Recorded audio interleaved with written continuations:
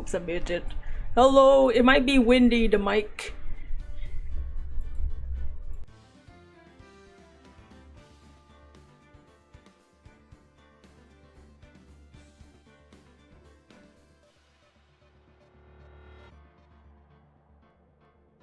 Hold on.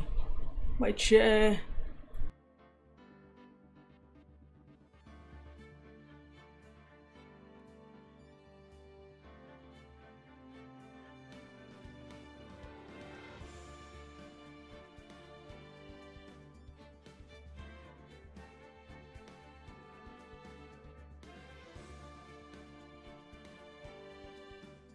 Okay, hello, welcome back to more Ace Attorney.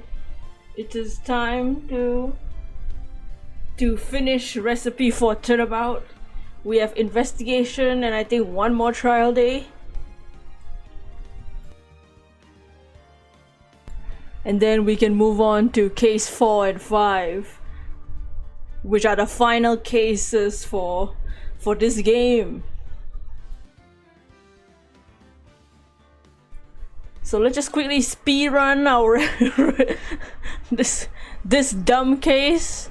We were in the middle of investigation. Let me just get the screen for myself so I can see. But how's everyone doing? How's everyone's day? I almost streamed yesterday, but then I didn't feel like it.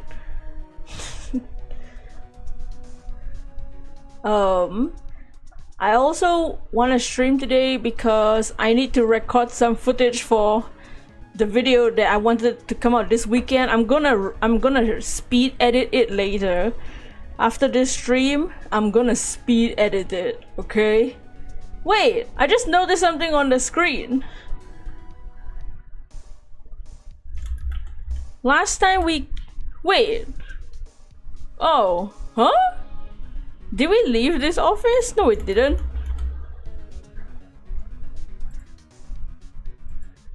I don't think we left the office at all since the investigation for this room started. But on the back, where the fake Phoenix suit is, the badge is gone. Oh, did we take the badge? Oh, is that why?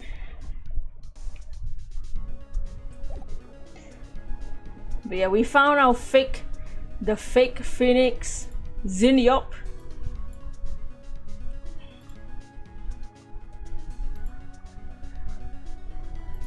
And now we're talking to this girl that's just here. And she says that the tiger saved her life or something. So let's talk to her. Alright, she has the psyche lock. I already forgot what a psyche lock was about. I don't think we did it. Let's see our court record. Can we just do it? I don't think we try yet. Let's just try the psyche lock. Let's see what the questions are, cause I don't think we did it yesterday.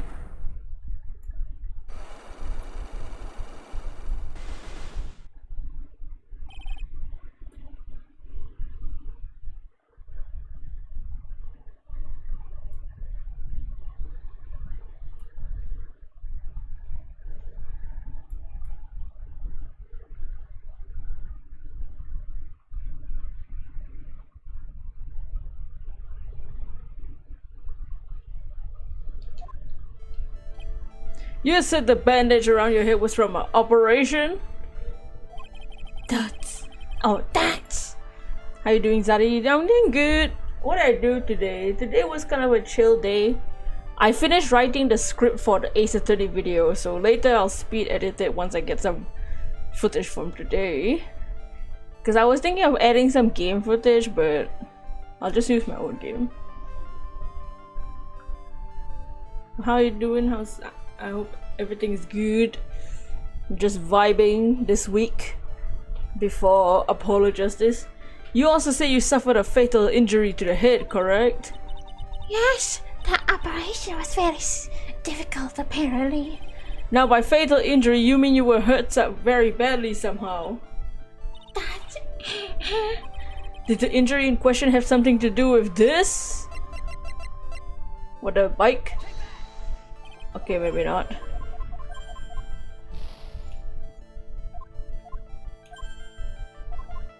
Do we even have anything? I don't think we have anything related to her. A repair bill. Oh, the car. Or car repair bill. Still recovering from cold sleep, has been awful. Oh no. Here, I have here a car repair bill. From this, it seems pretty obvious that this car was involved in an accident. Let me see that. Thoughts. This bill is made out to the Cavdavanese. Yes, it is. I don't think I ever introduced myself. Tell me, what do the Cavaneres have to do with this? The Cabaneras. What's her name? Oh. Okay, we don't have anything to do with the cadaver. Okay.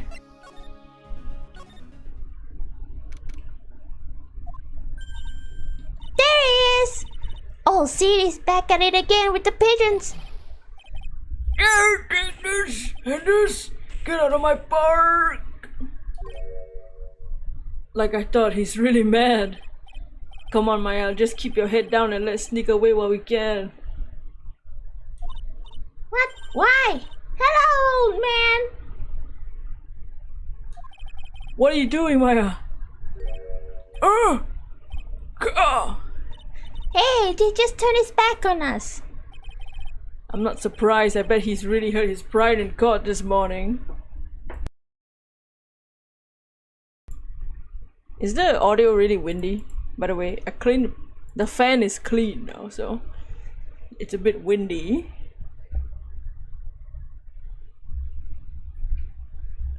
Also, oh yeah, that's what I did this week.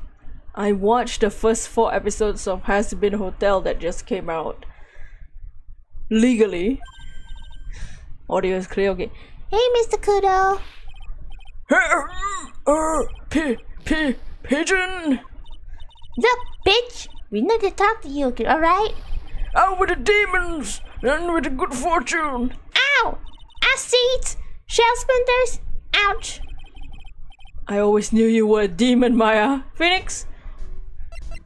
Ew, his nose. I'm sorry about what happened in court today. Everyone will be talking about me behind my back now. A dirty old man who was so busy looking at the girl servant's backside. So he was looking at her ass. He can't remember her face, a filthy, depraved animal. Not at all. Are you listening to me, boy? I don't care what you say. I saw that waitress put it in. She put some white powder into the young lad's Javachino. We hear you. And another thing, the young layabout was wearing an earpiece. On the same side as the lens of his broken spectacles. We're really sorry. I made a little mistake about the face, so what? I know what I saw. I tell you. Okay, take it easy, Jesus. Don't take it over with spiky head, bitch. Take this. You said you were a craftsman, right? Heard the modern world class honest craftsmen like me aside in droves. Surely it's not that. I come from a long line of craftsmen, right back to the time of the shoguns. Do you hear me? I didn't become an embroiderer, I was born one. Actually, I'm kinda in the same situation myself. I wanted to stick my fingers up that dribbling old judge's nose. Oh. His nose. And scream right there, objection! Oh, so did you want to become a lawyer when you were young? I don't think that's quite in Maya. I think he's just in a bad mood. I got a tsunami of frustration inside and it's ready to burst out. If we let him start rambling now, we'll never get him to shut up. Suck it up! I guess better let him talk. So there's not much call for craftsmen these days then? Of course not, you idiot. I'm good for nowadays is running any errands. Errands?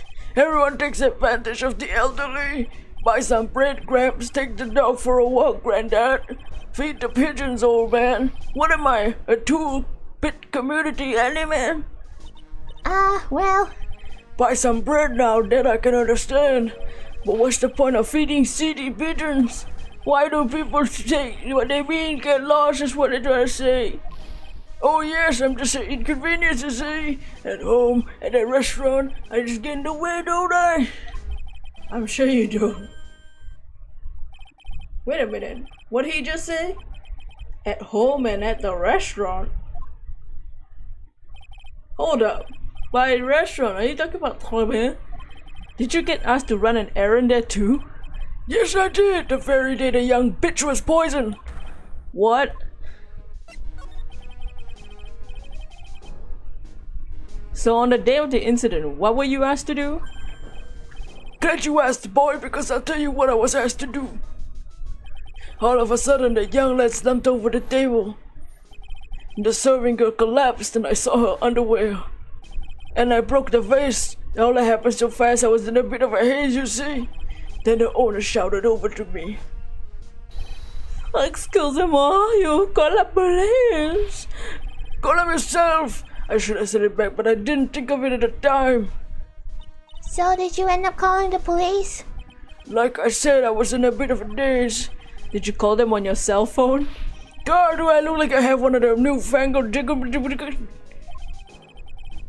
I went out to look for a payphone in when is this? 2017. You went looking for one. 2016? 2017? No, this is not 2017.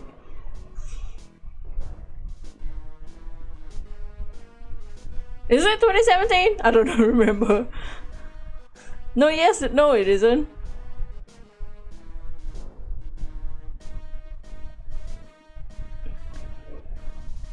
I couldn't find one right away, you know. Wandered around for 5 minutes or so. 5 minutes?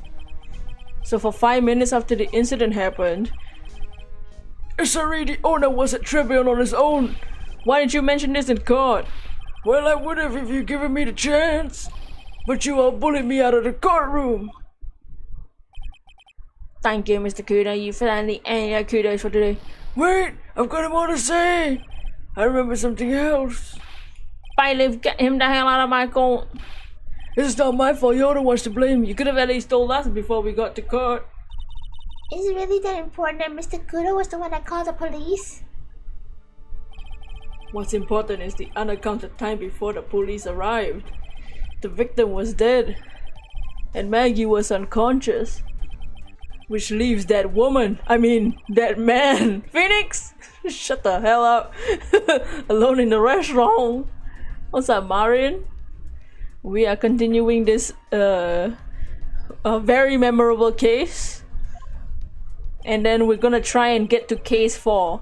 Case 4 is short for a reason. Phoenix the fuck. They've been saying that all case, this entire case. Phoenix.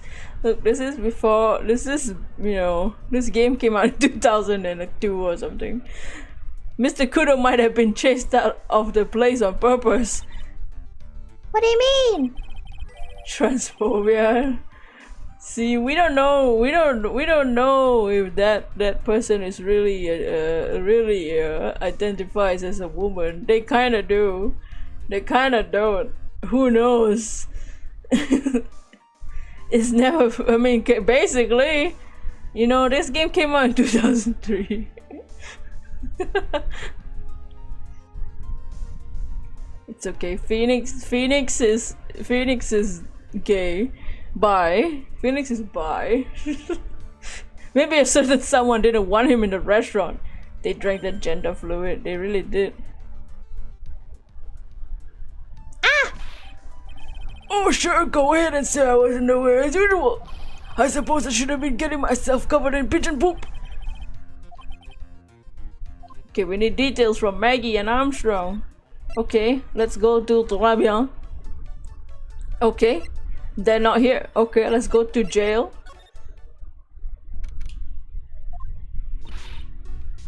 Oh, Mr. Wright!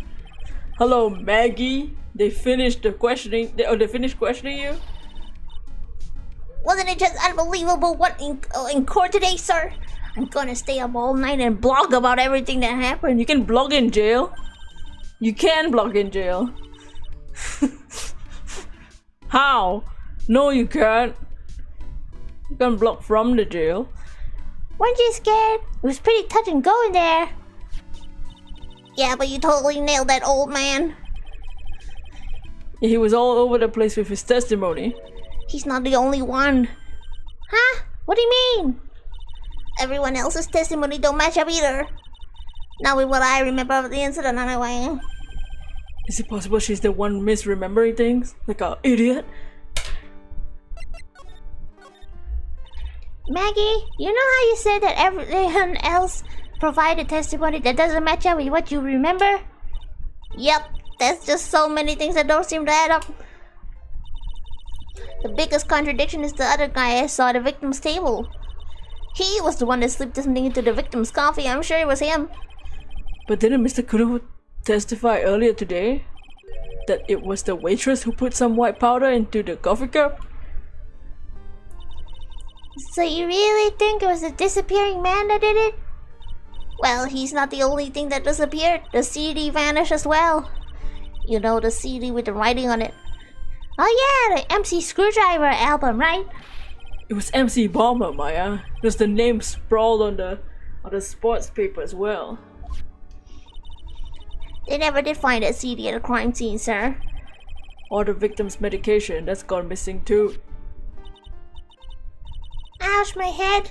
This is getting way too complicated for me. You said that you passed out when the victim Glenn L collapsed, right? Yes, it's so embarrassing. I'm bossing. I used to be a cop. When I came to, the restaurant was buzzing with police, and before I knew what was going on, they arrested me, sir. So between the time the victim collapsed and the time the police arrived, you have no idea what went on at Toba? No idea at all. Why is it important, Miss Wright? The other witness, the old man from the park, was pretty much chased out of the picture. Chased out of the picture? What do you mean? Oh, CD wasn't inside the restaurant because he was told to call police. Exactly, and you, Maggie, were half dead. That means Armstrong was alone in the restaurant for a brief period of time. No. You don't think Mr. Armstrong set me up, do you? When you consider the facts, it's hard to imagine that Mr. Armstrong isn't involved in this at all. Grr, it's like the master biting the paw of the dog it feeds. Are you sure about this, Mr. Wright? Well, the old man said as much when we spoke with him earlier. I don't know, the things that man say don't add up for some reason. Maggie looks like she's trying to figure something out. Maybe we should ask Maggie what she knows about old CD. About the old guy? Bro, I don't care about the old guy. It feels like forever since I saw witness as slippery as that old man. He's not really that bad of an old man though. Still, I feel a bit uneasy. Huh? I thought you just said you felt better. Maggie, if there's something on your mind, you gotta tell us. Especially if it has anything to do with Mr. Kudo or his testimony. I don't know, maybe it was the fact that he was staring her ass all week.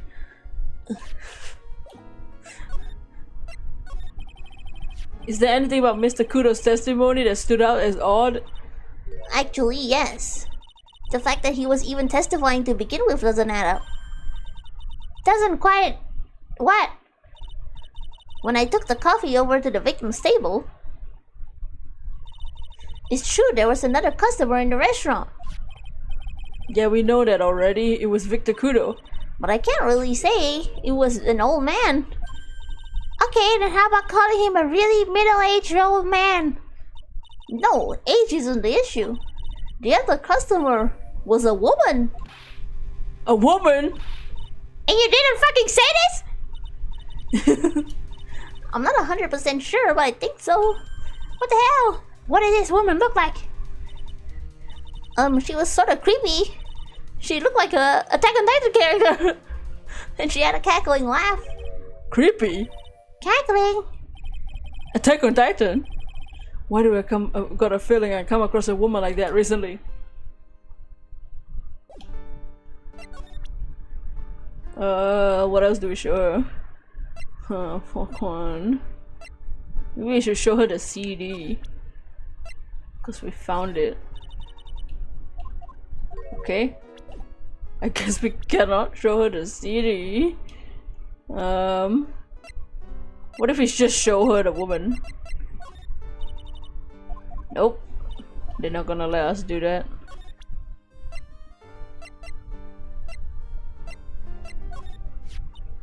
Ah, is that your attorney's badge?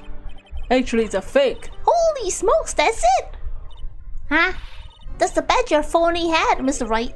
You got duped by this? It's made out of cardboard and marker. Didn't even draw the freaking thing right.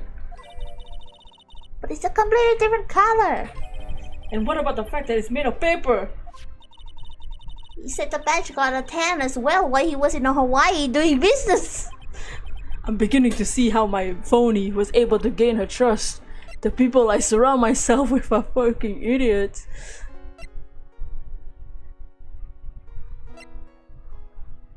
Oh wait, we need the lunchbox. Oh yeah, I've got something you're gonna love.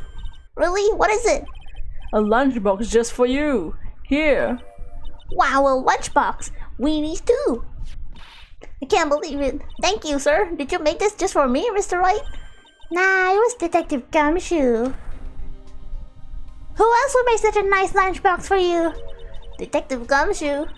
He's really worried about you. Looks like he put a lot of effort into making this too. Thoughts. I can't accept the detention center rules. No gifts allowed, sir.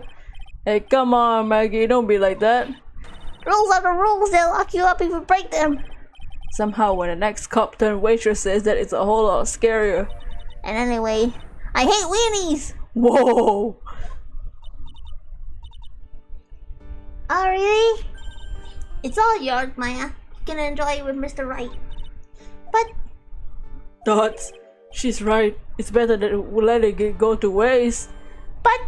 I guess so. Gumshoe's lunchbox eaten with Maya. That's well. How was it? That hit the spot. I love weenies. Phoenix. Oh, Phoenix.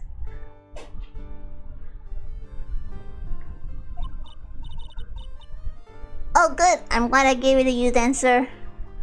What the? That's all.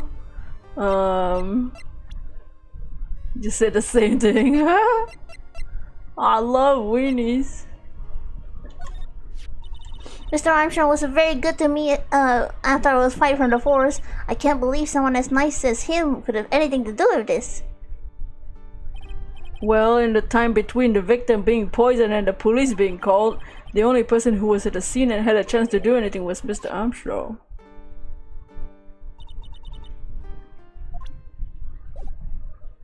Okay. Should we tell Gumshoe that she didn't want to eat the main server just went up in smoke! Why the heck isn't the press conference set up yet? The superintendent is here already. Yeah, and there's a problem with the internet too.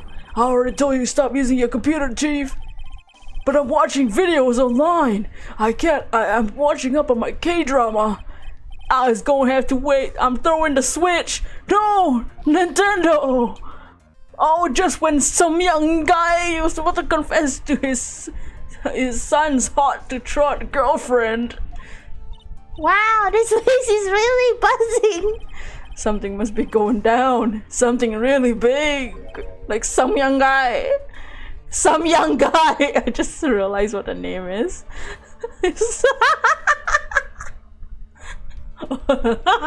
Dude, that's some spirit of justice level naming. Some young guy.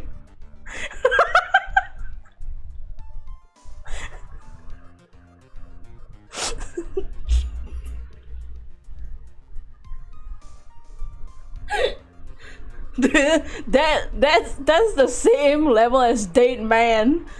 Remember Date Man? Oh my god.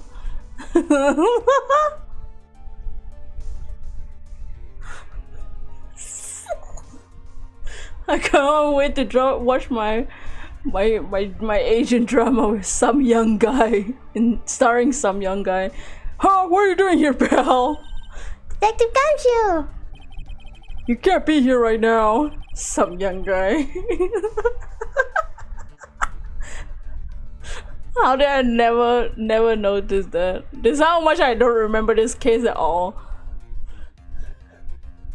I streamed it years ago and I still don't remember. You'll be roped into this briefing if you stay. Huh? You've got big problems here today. Why? What's going on? It's a virus! A virus! You haven't laughed this hard today. Same. I haven't laughed this hard in a week. This game is crazy. A virus? There's a virus ripping through the precinct's computer system. But I really need to ask you some questions. Okay, I'm gonna say this once, so listen up. Yes! No matter how poor you get, never borrow money from a place like this. You hear? Huh? Ah, okay. If you got money trouble, just go on a diet of instant noodles and hang in there. We're not talking about borrowing money, detective. We want information. Oh, is that all? Well, let's see. Tender lender is considered to be even fishier than the average illegal loan shark. And it seems it ran into trouble recently. Those guys have been pretty heavy-handed, calling in all their debts. Really? Don't go poking your nose around their business, pal. You'll really regret it if you upset that lady. Alright, I get the picture. Hey, wait a minute. What did he just say? That lady? Who's this lady he's talking about, Nick? We better find out what the lady is. So what exactly is a computer virus? I ask in... When's this game take place? Phoenix, right? This is it. We are in 2018. Oh my god, we are in 2018. I was right. 2017. No, we're 2017, 2018, whatever. So what's a computer virus? I don't know. What? Look, I just go with the flow, alright, pal? And yeah, I thought detectives were supposed to be somewhat knowledgeable. What's on that face, pal? You think you know what a virus is? Yeah, Nick, do you? A computer virus? Sure, I mean, it's only in simple terms. But when you look at that, isn't it a great Detective Gumshoe? Unfortunately, Gumshoe did not make the cut in our Fakeamon video. You know everything, Professor Nick. Yeah, I'm gonna call you Dr. Wright from now on. Hey, that sounds pretty cool. Don't you agree, Dr. Wright? Why do I get the feeling they're making fun of me? Okay, fine. I'm no expert, but I can at least explain the deep basics to both of you. A virus is a program that gets inside a computer that causes damage. Damage? You mean it makes the machine go boom and explode? No, you dumbass. It's a freaking virus. So the inside goes boom? Imagine all the case data you got on your PCs in the station.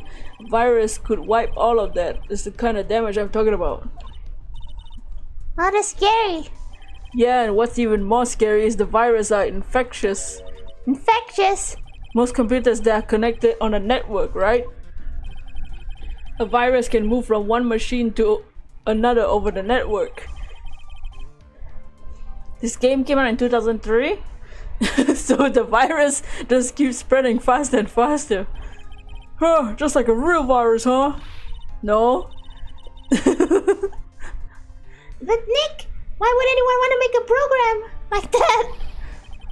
It takes ages to type in all that data. Why would anyone want to destroy it, pal? No, people don't infect their own machines. They send the virus to someone else. What? That's horrible. One virus is a common thing in 2003. I think that because that's when PCs were still, you know, old as fuck. PCs used to look like that back in 2003. We were still on dial-up. 2003 is pre-YouTube. This is still this is probably when dial-up still was becoming worldwide. Right after you got a fucking virus. It's okay, you can witness a 2003 version of a virus. All I get is like you're sneezing on Mr. Goto so he catches a cold. Right, and then he wouldn't be able to turn up in court because he's too sick. Literal boxes, yep. You really shouldn't do stuff like that, Nick. It's wrong. Who? What? Where? When did? What? Why? What? Anyway, that's what a computer virus is. And all the different viruses have names, right? I kind of feel like I heard the name of a virus because somewhere before. The name of the virus, huh? I feel like I heard of it somewhere before too. You didn't tell me what a virus name was! I think the creeper one was like, I don't know, 1990s. Detective Gumshoe, Ah! This is it! The stupid name I remember now! I thought so, here it comes. Don't just nod to yourself and keep me in the dark, Nick. What's going on? Okay, Maya, you don't have to cry about it. The name is scribbled on the sports paper and written on the CD. That's the name of the virus, MC Bomber. What? Yeah, the virus that infected every computer in the station is MC Bomber. It was the Mochi. Mochi. Mochi, guys. One more month till Pokemon Day, where they announced Gen 5 and Gen 10 at the same time. Can you give us more details, please? We already knew about the MC Bomber virus from a while back.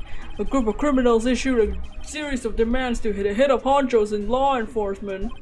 Gen 5 by Ilk. Mochi! They threatened to release the virus if their demands weren't met. Who are they? I don't know, some horse shots from the criminal underworld will be my guess. And now the virus has been released, huh?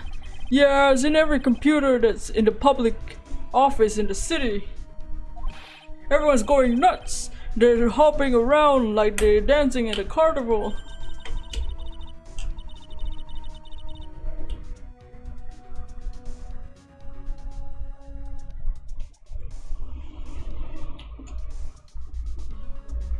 All this stuff with criminals and viruses almost feels like we're in a sci-fi movie.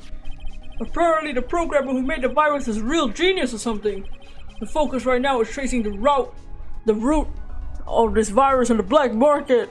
You mean someone put this virus up for sale? Yeah, because of this one so powerful, they're estimating its price tag was in the millions of dollars, pal. In the millions? A virus can be worth that much?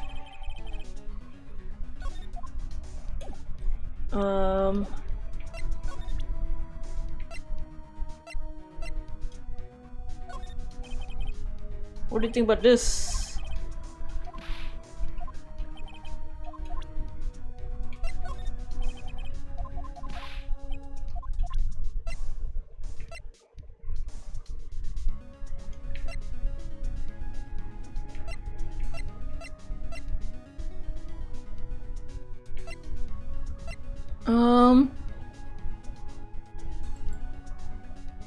Do we tell her about?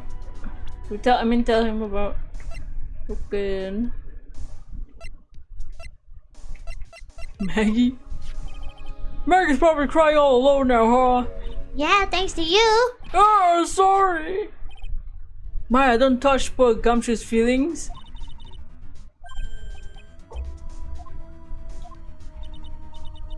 You're way too plain looking for Maggie, right? What the hell?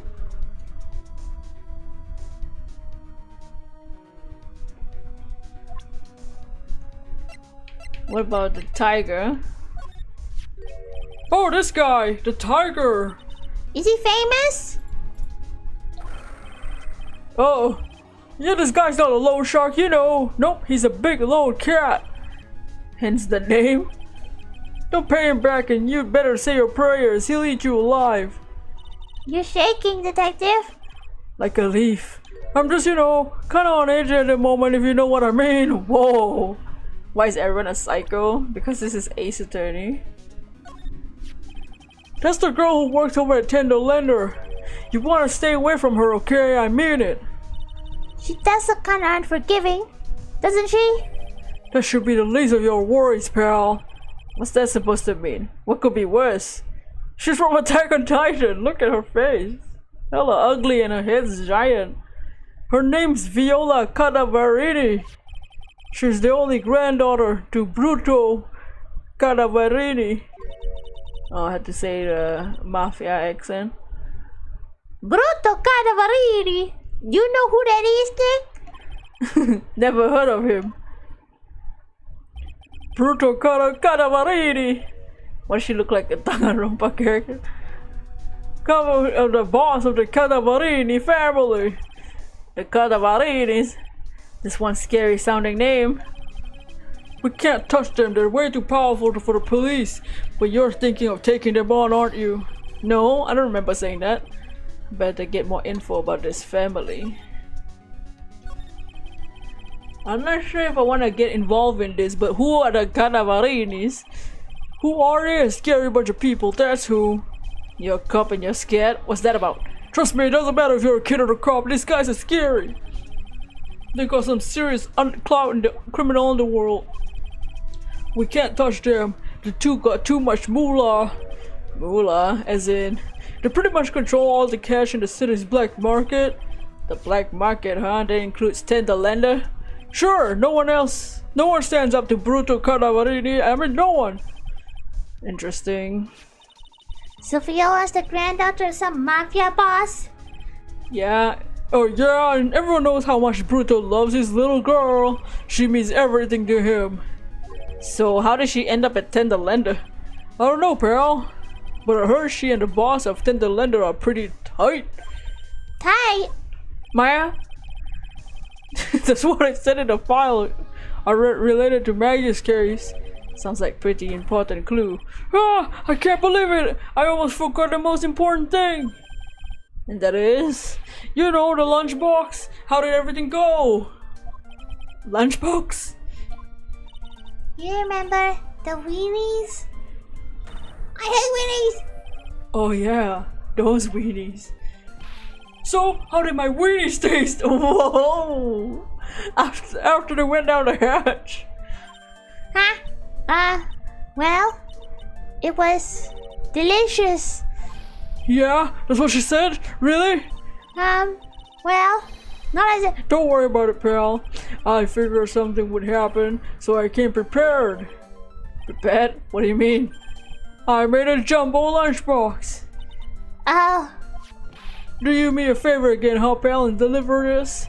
This sure is a heavy burden, in more ways than one. His weenie? I can imagine Maggie's little eyes sparkling with joy when you bring her that. Weenies again? Don't tell me we don't have to eat all these too. Oh no. Again. I can't eat anymore. Wow, it takes a lot for Maya to not want to eat. Oh, she's fucking gone. She left. Maybe now we can talk to this whatever. Oh wait, she has psyche locks too. Huh. Whoa.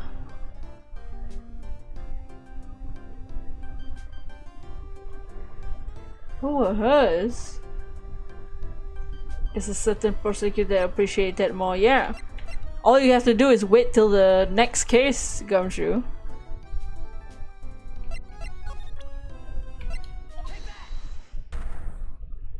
Remember her? Do y'all remember who this is? Cause I don't fucking remember. So how about you tell me what kind of trouble— oh wait, we did this part. We didn't finish it. Never even met her? Exactly.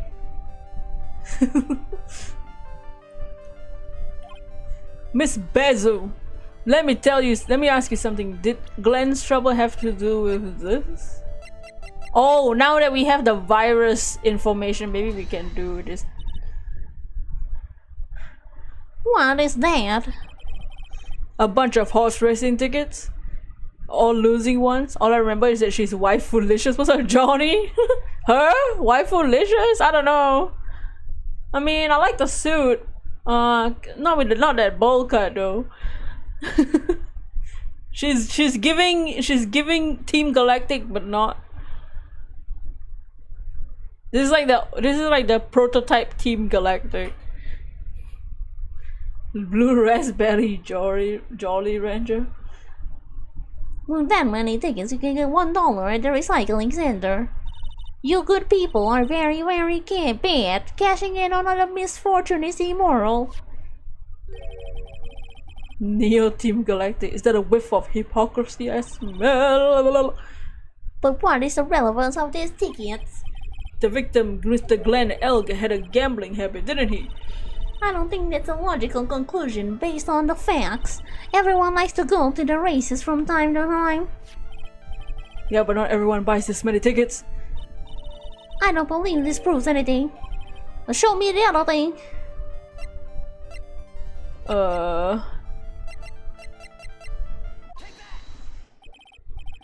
The lottery, the horse racing, he bought a lot of tickets and lost a lot of times. That's got to have hurt his wallet pretty bad, don't you think? Maybe bad enough to be the cause of some pretty serious trouble. No! You are right. Glenn did have a gambling habit. You good people might not follow his example, do you understand? Trust me, even if I wanted to, I don't have the money to buy any. But if you win, there's no problem, is there? And Glenn had a winning ticket, didn't he, for $500,000? Yeah, but... It's hard to imagine how he could have been in trouble then, is it? It's true that Mr. Glenn L won $500,000 in the end, but that was his first stroke of good luck. He was deep trouble before that. Deep trouble? What do you mean? Mr. L's real problem was with someone or something more terrifying and ferocious. Furio Tigre, the Tiger King, from a loan office called Tenderlander. Tenderlander. People with businesses should think harder before naming their offices. Do I have anything that relates him to Tenderlander? Jeans? Oh, Jean. Oh, this is Jean. Oh wait, he has a calendar that the fucking calendar. Meet up with the tiger or whatever. L got in trouble for tax evasion. Tenderlander, people with businesses should think harder before naming their offices. Your office is called Blue Screen Inks. You're dumber. You want to talk. See, Phoenix gets it. Well, what do you think? Our firm is doing very well at the moment. I don't think we need to borrow money. No. I mean about Glenn Elg. You think Glenn has something to do with this Furio Tigre? Same brain, bully Phoenix. Yep. Yes. I'm sorry, I don't know of any connection between the two of them. Really? Because I got proof that Mr. Elg and the tiger knew each other. Take that! Furio Tigre, aka the Tiger King, is the boss of Tenderlander. This is who Mr. L met on the day of his murder. And the only thing a loan shark would be talking to him about would be his debt. No. It's true that Glenn had racked up quite a bit of debt from his gambling habit. About $100,000, I think. $100,000? Ouch! I heard he won the lottery, so he should have been in the clear. Shame Maggie couldn't get a bit of that good luck. Okay, so the guy got lucky and won the lottery. But what if he hadn't won? What was his plan then? Well, this isn't easy to say, but he would use his talent to repay the money. His talents?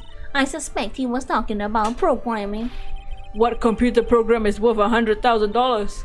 Thoughts. Perhaps you good people should leave so I can get back to my work. You want her suit but in purple? Oh yeah, she's a good outfit. I like that it's blinking too. Like a server. I'm so close to cracking her. The program in question. Was it by any chance this?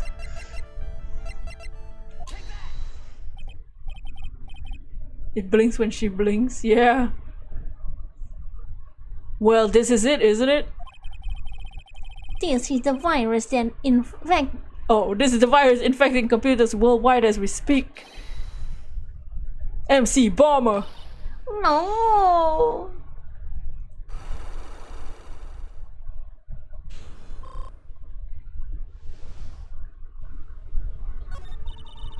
Glenn's head had more processing power than any computer. But it had been infected with gambling virus. Glenn was in too deep. You mean he was in debt? Yes, $100,000 in debt is not an easy amount to repay. So, he said he was taking on some extra work, something a bit risky. Risky? How? Maybe he was gonna become a waitress at TRIBULATIONS. Where do you come up with these ideas? So it's safe to say Mr. Glenn L was the creator of this virus, huh? Mr. the MC Bomber virus, yes. It was the work of a genius in a bad sort of way, of course, still genius. Brought something like that would be fetches several $1 million on the black market. Inconceivable! Gumshoe was right for a change. This date, December 3rd, as marked on his calendar, was his deadline for repaying his debts.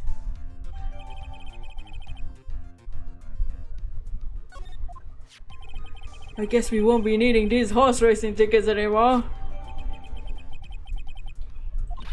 Use a trash can, Nick! Oh, he just threw it back on the floor. only Phoenix would ever do that. Just throw it back on the floor. Okay. We did her psyche log. So now let's see. We still can talk to the French guy.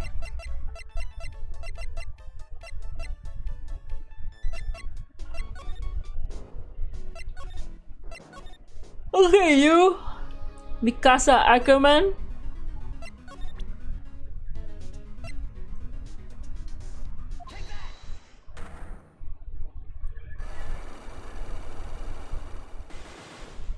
Oh, she's got 4. Okay, we did the first one. It's the car repair bill. And now we know that her name is Cadavarini. Do we just have her name? Okay, yeah, we do.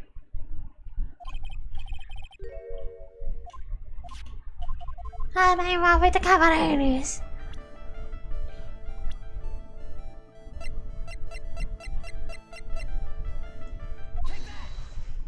I know exactly who you are, Viola Cadavarini. You sustained an injury in a traffic incident, didn't you? That's... It happened about 4 months ago. I was driving in one of the family's cars when someone pulled out in front of me. Whoa! Oh shit, scar. It was a motorbike, something like that.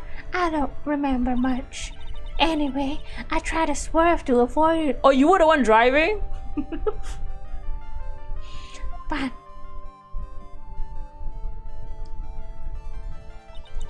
I took a blow to the head. Bad one. Yeah, I can imagine. So what happened to the person on the bike? I'm guessing they didn't get away with injuring the Viola Cadavarini, right? I don't know. What happened to them? Well, it's clearly somebody, you know. They ran away or so I heard. Ran away. If they stayed, I'd have. Is it possible? Could the person that committed the hit and run been?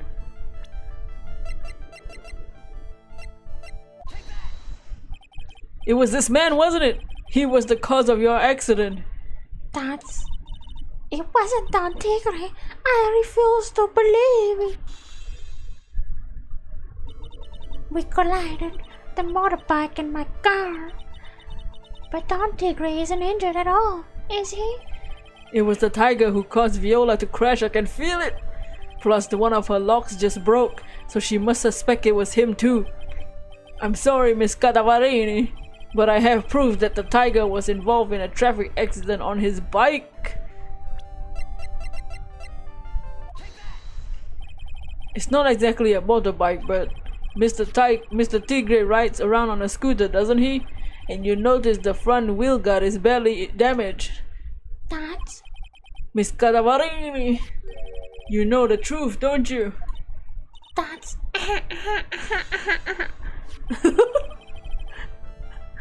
This repair bill was paid by Furio Tigre. The Cadavarinis have known for ages who caused the accident, haven't they? That's... It's possible, perhaps. Somewhere inside me.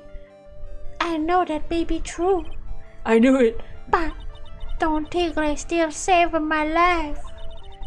The operation was complicated. It was very expensive. How much are we talking? That's very, very, very expensive. She seems kinda hesitant at giving me an actual figure. I should back off. Well, anyway, it was the tiger who paid for it, right? After I recovered, Don Tigre told me. He said he paid for the operation because he cared about me. I believe him. Really? But do you honestly believe that to be true? That's... Do you want to know what I think? I think the reason he paid for the operation wasn't because of you, but because of someone else. Perhaps I shouldn't be saying this, but your grandfather, Bruto Cadavarini, controls a lot of dubious cash, right? And you're his beloved pride and joy. That's... Sure, I don't know exactly how much the operation cost, but if you were the granddaughter of Mr. Cadavarini, do you think Tigre would have paid the money? That's $1 million. $1 million operation? What the fuck?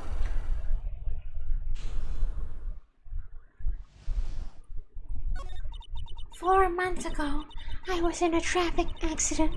That was why I needed the operation. When I woke up, they told me it was nothing serious, simple procedure. Oh, really? Well, I guess if she recovered in 4 months, it couldn't have been too big. They said the operation cost $1 million. $1 million bucks! My grandfather ordered Don Tigre to pay $1 million in a compensation. Compensation, huh? It's underworld lingo for paying money to settle a score. Basically, pay or get into some serious trouble. But $1 million bucks? This has to be related to our poisoning case somehow. I wanted to believe him. I wanted to trust him what the Don Tigre said. He said it'd been nothing to do with my grandfather being Bruto Cadavarini. But I wanted to believe that he helped me because he cared about me, not because of my grandfather. Oh my god, she's crying milk! But I knew that wasn't true. Wow, I'm sorry. What did he get? What he did to get the money?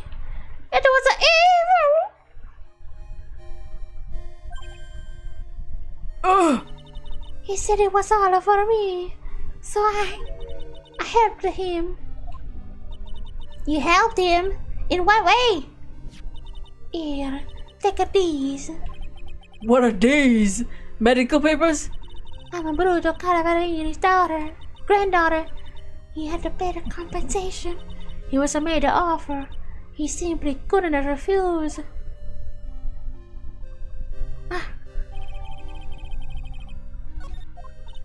Wow, I feel so bad for Viola. It's inexcusable. Huh? There are two things that I consider inexcusable. Poisoning and betrayal. That's the two things? Only these two things? Poisoning? Specifically? Not like murder itself, just specifically poisoning? Phoenix. Only a coward would hurt people, use either of these tactics. Phoenix. Is everything alright, Nick? Or maybe he's triggered with Dahlia. We should get going right after we finish our espresso. Okay. I won't need to convince Viola of anything else, so I can get rid of this.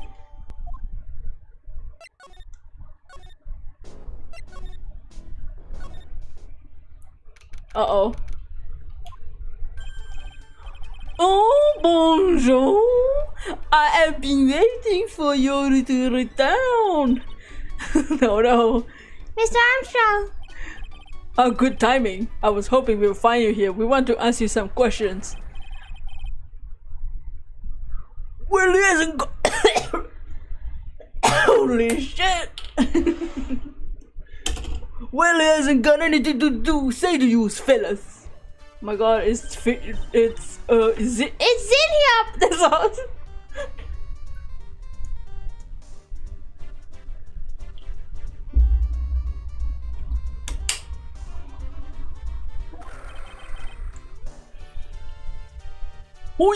Who you calling Zinyo? Zinyo mouth! Ah! Come out from under the table, Maya. Okay, hand it over. What? You wanna play with games with me? I don't recommend that. The medical papers now. Uh-oh, I think he wants Viola Scadavarini's papers back. You mean this? $1 million medical paper? That's Miss Scadavari trusted you. That's why she said that she helped you. Forget about it. That girl's dumber than an eggplant. Yous wanna know what's said? I tell yous what's said, and it's not her face. She thinks she's got powers because she's Bruto's little girl. Now that's it. I can't let you have these papers. Tomorrow in court, I'm gonna expose what you did to get $1 million you used to pay this off. Duds, are you crazy or something? I don't care if you wanna give it to me or not. There's two of us here. You got that? Two. Oh, wee.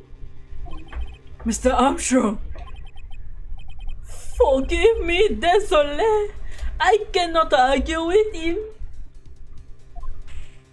What the? Oh, that really hurt. Is that all you's got? I'll be taking those papers now. Armstrong, get the lighter. Wait! Don't take it too hard, Phoenix, right? That was so stupid. I shouldn't have let my guard down. Those medical papers were vital evidence. Hold it, Pearl! Gumshoe! Our hero! Gumshoe? Detective! You think you's gonna stop me, copper? Beat it! Whoa! Come on, Gumshoe, keep it together! You guys get out of here! Leave this guy to me! But, go, Prowl! Take this! If you get hurt, who's gonna look after Maggie, huh? Alright, thanks, Gumshoe! Wait, Nick, don't leave me behind! My god, the man's himself. I'll get even with that guy tomorrow, and god, then the lender's going down!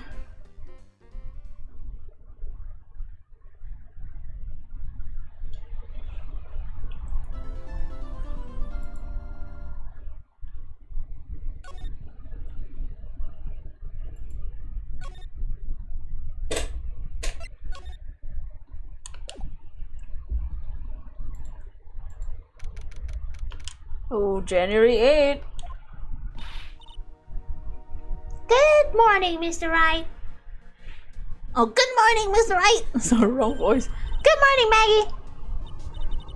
What do you think is gonna happen today, sir? Yesterday's session didn't go so well and it ended on a giant mystery. That's true. And we still haven't solved a single part of it yet. Are you okay, Nick? Huh? Oh, yeah, of course. I saw that little flash of doubt in your eyes. No, that wasn't doubt, it was determination. Well, I believe you. It's nearly time, Maggie. You better get going to the defendancy. Roger, don't let me down, Mr. Wright. I'm counting on you. Hey, pal! Oh, hey, you're fine. The hell? Hey, Detective Gumshoe.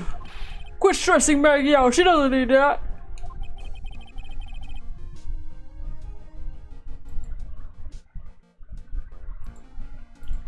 How did you know she was stressed? I was watching through the doorway. Oh. You look like you lost the case already. Show a bit of confidence, will you? Here, maybe this will help. Huh? Have you taken up aromatherapy too? Not in a million years, pal. Don't tell me you don't remember this thing. Huh? Come to think of it, that doesn't look like one of the aromatherapy bottles. This is a small bottle that turned up in Toribian's kitchen a couple days ago. Wow, look at all these little bottles. Oh, the aromatherapy oils. Well, one's green. That doesn't look like the others at all. Whoa! It doesn't smell. We finally got an analysis back from the lab. So, what is it? Is it a poison? I'm afraid not, pal. It's medication. Medication? Yeah, for ears. Topical use only, pal. For ears, you mean? Yeah, it's the medication Glenn L was using for his ruptured eardrum.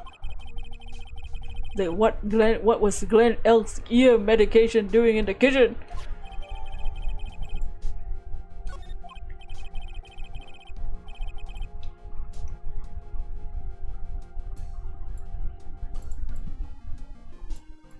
What about the unidentified fingerprints? Anything on that?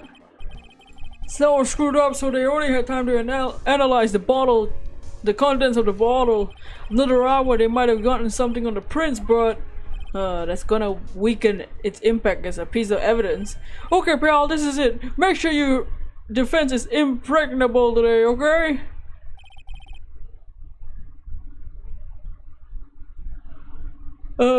Today's trial. I'm gonna expose that guy for what he's done. Oh, my name isn't Phoenix, right?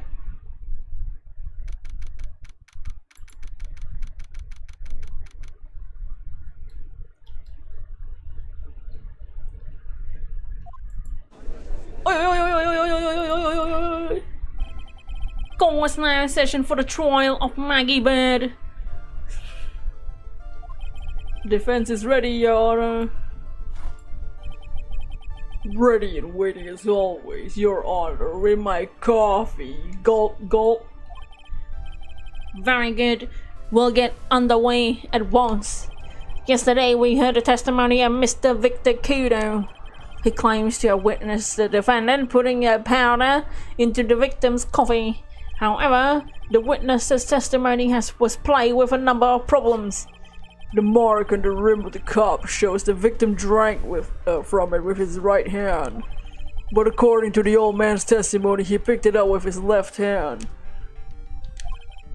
Thank you, Mr. Gardo. Furthermore, according to the witness account, the victim was listening to the radio with an earpiece in his left ear.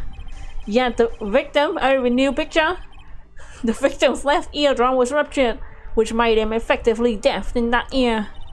It's amazing how many contradictions a single case can have, huh, Nick? Shake my head. Gulp down this drink. Ha! Allow me to enlighten you, Your Honor. The world, you see, keeps turning. We must turn with it. Don't. You've lost me already, Mr. Godo. What the hell are you saying?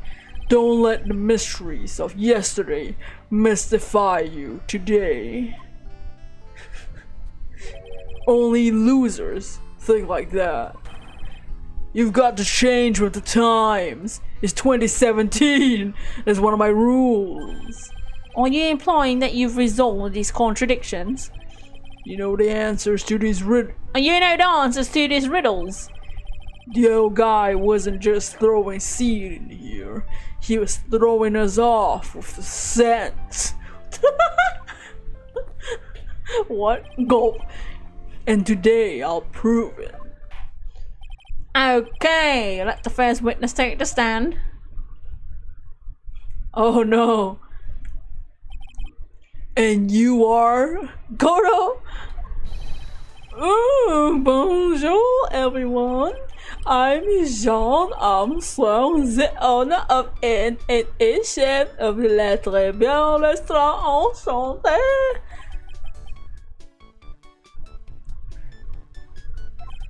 Forgive me for asking, but witness, are you a woman? Ooh la la, monsieur, as you can see, I am lapin and perky gentleman, no? On the day of the incident, you were in Très Bien in kitchen. Isn't that right? Well, it's you, monsieur. Question mark? Everything feels right. Gulp, gulp, gulp. Wow, he's totally unfazed. Doesn't anything intimidate this guy? I don't know, that felt pretty phased to me. Very well. Your testimony, please, witness.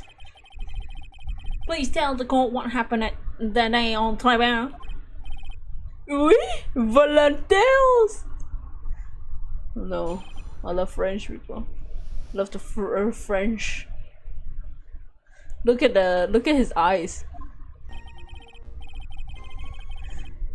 When it all happened, there were 2 customers in my restaurant. I remember I was experimenting with some new art decor for the day. I was having a large mirror between the tables, for example. Oui, perhaps that is what the old man was looking at. La cup, la earpiece, la glasses. He would have seen everything in reverse, no? Mirror! Oui, un grand mirror. La most enormous mirror. Shake my head. And suddenly the mystery disappears.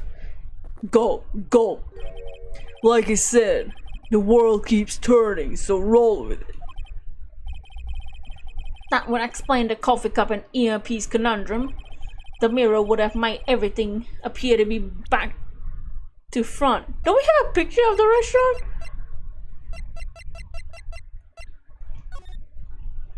Huh.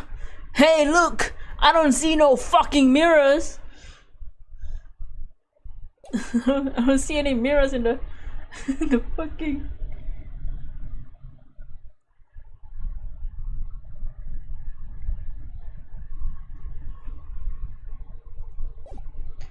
The mirror would have made everything appear back to front. What the hell? It's way too early in the morning for this shit. Now then, Mr. Wright, you may begin your cross-examination.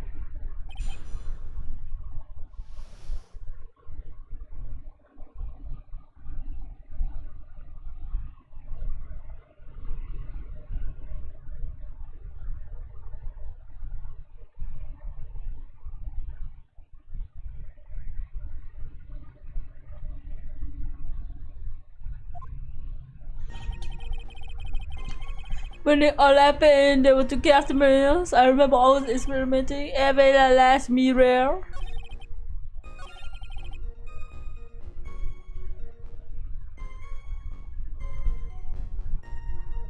La cup?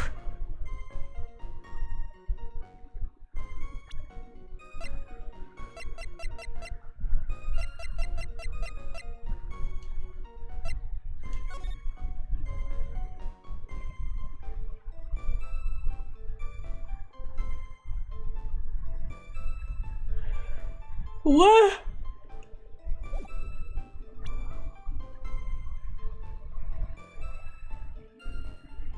No, but the cup and the... what?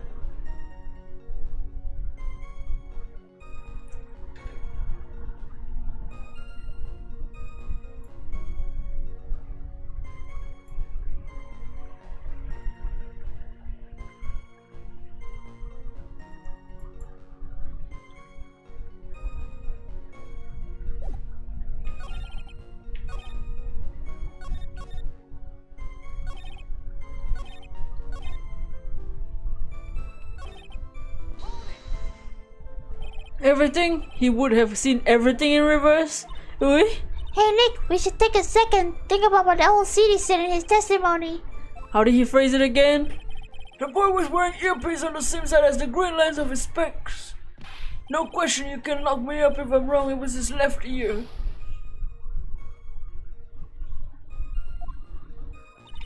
If he saw everything he described reflected in the mirror, then everything on his left would be on his right.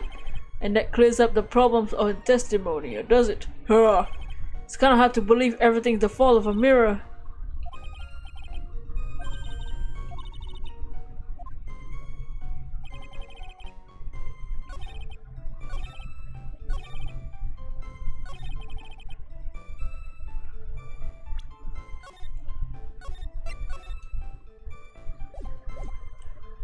Ooh. With the cup and the earpiece. Ooh.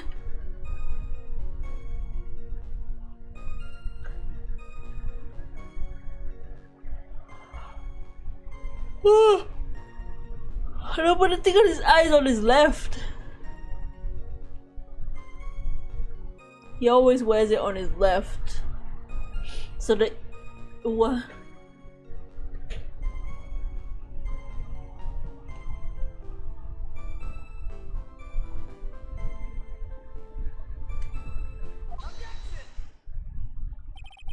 The coffee cup, the earpiece, and the HMD.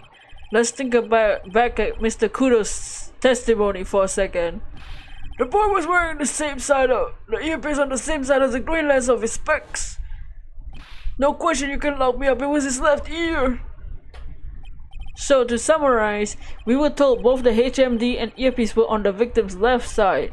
But now, if Mr. Kudo saw all that as a reflection in the mirror, it means both the HMD and the earpiece were on the victim's right side.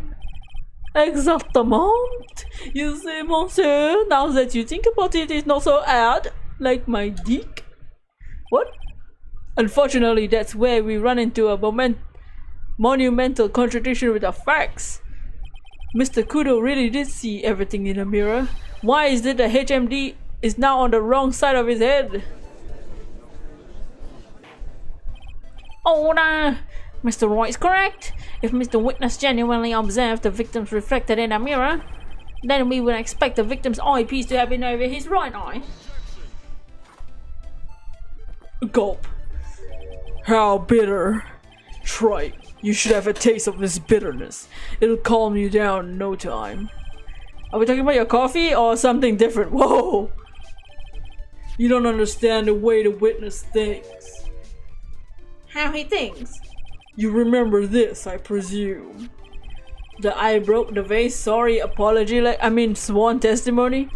Exactly. The old man has one grievous habit other than throwing seeds. The more of an impression something makes, the more muddled his mind makes it. And what's the most striking thing about Mr. Elg? Clearly he's the victim's eyepiece. That's my point. The old man strikes again. Mr. Elg's HMD made a big impression on the old man. Gulp. Smack. I saw the earpiece and those newfangled spectacles he was wearing. Oh yes, they were both on his left ear. Do you hear? His left ear. Gulp, gulp. Ha! Well, trite. Oh, that's the worst but the best impression of Kudo ever. Wow, I really thought he was all seedy for a minute there. God, it was good. Enough! I must agree yesterday's witness was irresponsibly rash for much of his testimony. Bad luck, Nick. Looks like the boil of the contradiction you found is just rash. Shake my head. A mirror can't be beaten by the handful of seeds, nor can it lie. So, what exactly was the old man looking at? Fill us in, Mr. Armstrong. Go on, tell the court. We're all ears. I can explain. If you will look at that plan or let us alone.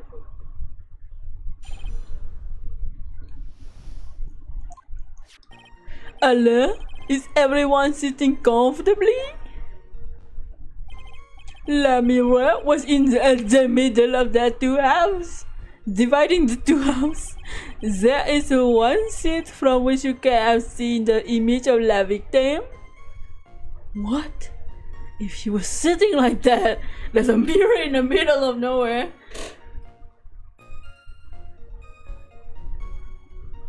Me trying to imagine how the reflection would fucking work. That was the last seat, as the table was not the victims. That was where the old man was sitting. After that terrible incident occurred, I looked my la mirror so it was not in the way. But naturally, I did not touch anything else. Are you sure about that? What about that fucking medicine? Huh?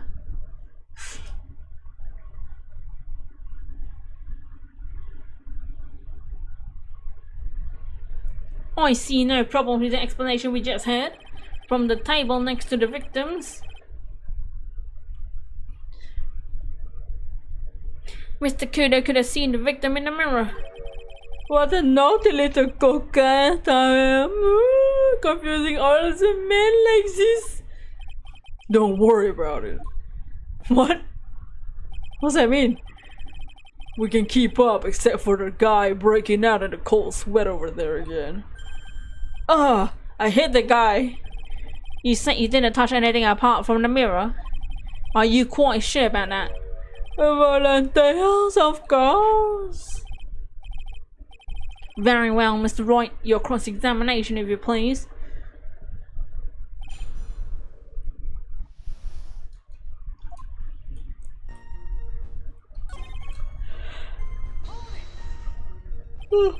Where would I be? Oh la la, look at you lean towards me. I always suspect the younger boys. Maybe I should give you a little suspense a little longer.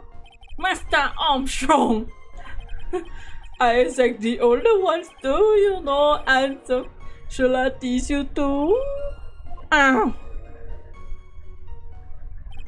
I'm already seeing a very hot someone. What? So I'm afraid you'll be waiting for a long time. I bet she has mocha cream and skin and cappuccino perfume. What the hell is that? Bien, I will tell you there is only one thing you could see. Did he just call Mia hot? No, yeah. Well, she's also fucking dead.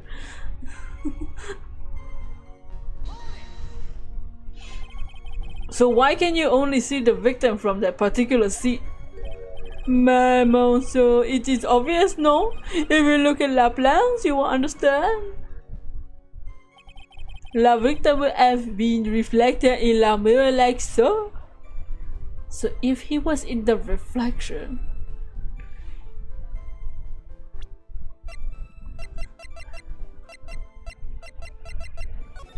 this reflected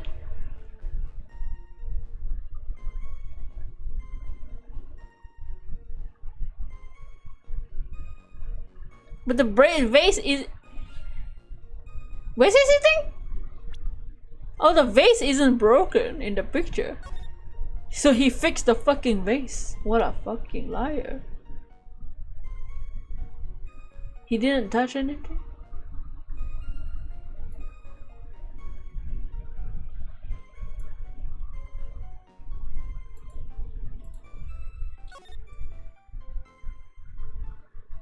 Oh wait.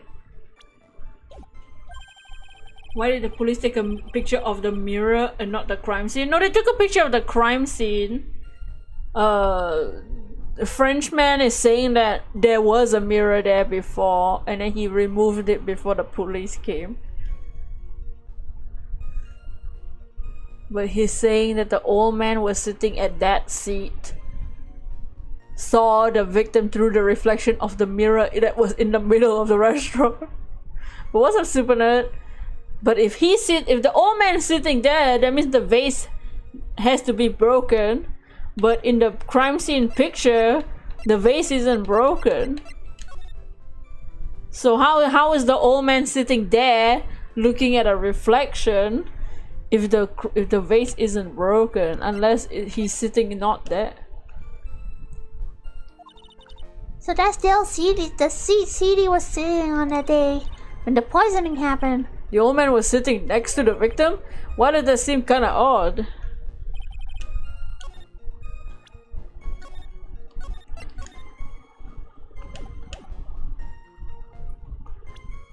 That was the old man was sitting. We have his... Yeah, broke the vase. Is that a contradiction? I think so. Is either that or the fact that he didn't touch anything. Oh, but we don't have his fingerprints. We haven't identified the fingerprints on the bottle, so we can't blame him for stealing the medication anyways.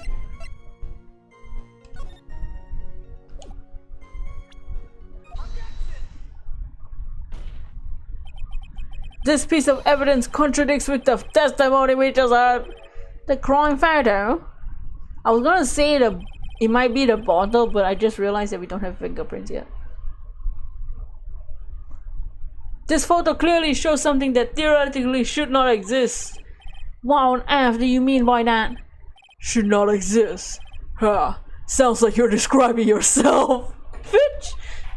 Fucking guy. My identity, the defense would clarify his statement. What is something that should not exist in this photo?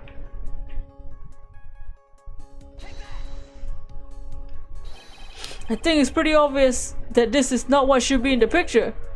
The vase? What possible connection does this have to do with the witness's testimony? Your Honor, I'm telling you that there should have been no vase on this table, because it very clearly contradicts with this piece of evidence. Remember in the French version of Armstrong, he was Italian and named Luigi. I'm a Luigi.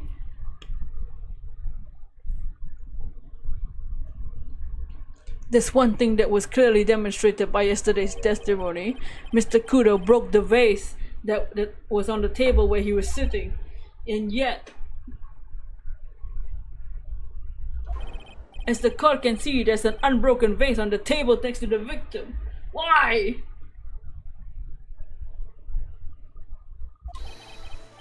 Because Mr. Kudo was in fact not sitting at the table next to the victim at all. Don't be an idiot, right? That's impossible. The seat's the only one could have been seen the victim's reflection from. Exactly. There's the only one conclusion we can draw from this contradiction. There was no mirror in Trebian that day. Your testimony, Mr. Armstrong, is an elaborate lie. Mon Dieu! Don't try to confuse the court. Trite. Obviously, the witness cleaned up the vase while police were taking their time to get to the crime scene. Unfortunately, Mr. Godo, that doesn't quite work for me. Mr. Armstrong already testified to the contrary. In other words, in his own words, I did not touch anything except a mirror. Dots. Well, witness, what do you have to say for yourself? I was right. There was no mirror in the restaurant that day. In light of this revelation, we return back to the original problem. Why did the victim have an earpiece where he couldn't fucking hear? You only get one shot in life. There's no turning back. If you want to claim that mirror wasn't there, right? Then this problem's all yours. How do you explain what the old man saw? If I can answer this, then I'd be much closer to the truth. I can feel it.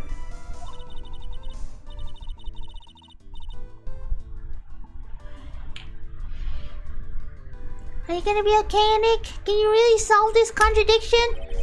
There's more than just one contradiction, Maya. What do you mean?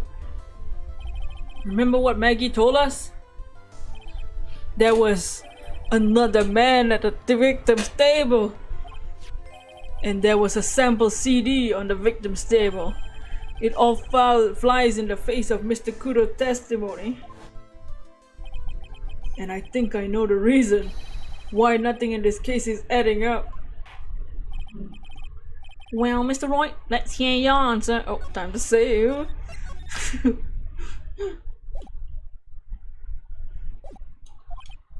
Yes, Your Honor. The reason behind all the contradiction in Mr. Kudo's testimony is simple.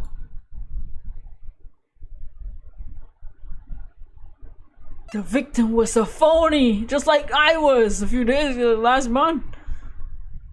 He was in disguise again, this fucking guy.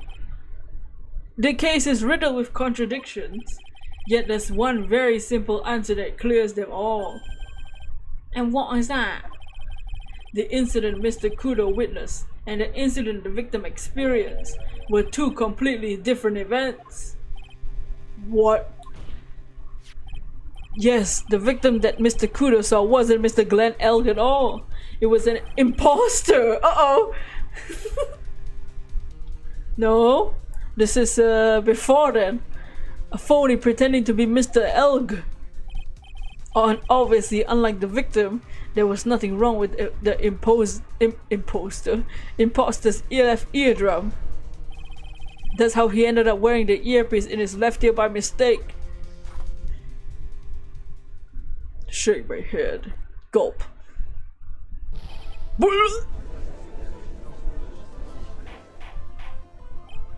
Oh, it ain't a court. Settle down and I'll clear the courtroom myself, you mother. Quiet, Gramps. Why don't you clear out of here, huh? What the hell are you just saying to me? I'm the judge. Trite. Are you saying what Mr. Kudo saw was a setup? Yes. Someone pretended to be Mr. Glenn Elk and acted out the whole coffee poisoning. All for the express purpose of creating a witness of one Mr. Kudo. Get real, Trite. Why would anyone want to do that? Isn't it obvious? The thing Mr. Kudo was most insistent about in his testimony. The serving girl brought a human cappuccino and she put something in it. The serving girl, that's right there in the defendant's chair, I remember her.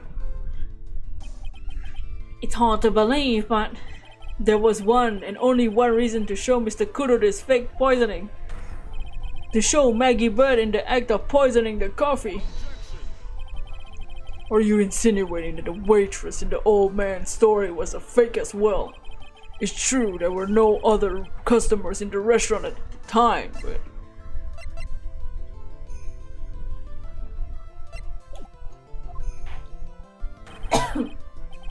It's also true that the chef was there. He would have noticed what was happening. That's right, witness! If your restaurant really was the scene of such theatrics, you would have known about it, correct? Ooh la la, this is most difficult for me. No, it's quite simple. All you had to do is testify. You are under oath after all. Was there, in fact, a phony at Tribune that day? The defense demands Mr. Armstrong tell the whole truth about what happened. The defense's request for additional testimony is accepted. You will accurately explain in detail the events of the restaurant that day. Oh, wait. Oh, my neck hurts. La victim, Monsieur Elk, he came to my restaurant alone. I remember the old man arrived not long after him. There were no other customers. When he got wet and he won a lottery, Moel became very excited. It was approximately 5 minutes later as the poisoning occurred. No, there's no time for a phony to do the acting. Just so we're clear, there was no mirror in the restaurant.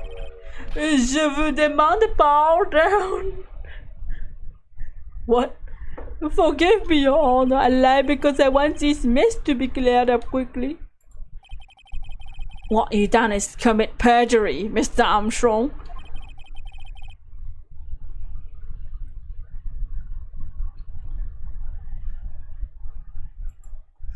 I will decide how to punish you later.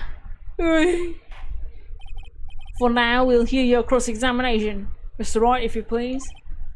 He took that perjury charge a bit too well. But I'm guessing he'll be in more serious trouble after this cross-examination.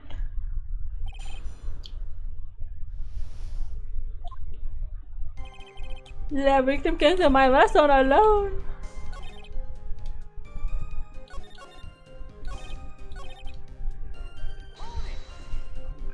So your only customers were Mr. Kudo and the victim? How many times do you need to ask the same thing, George, right? You never catch me drinking the same blend twice. Huh? You're trying to establish the presence of a phony victim in the restaurant, where you're wasting your time. You can't grind birdseed to make coffee if you catch my drift. But there's a hole in this testimony. I'm sure of it.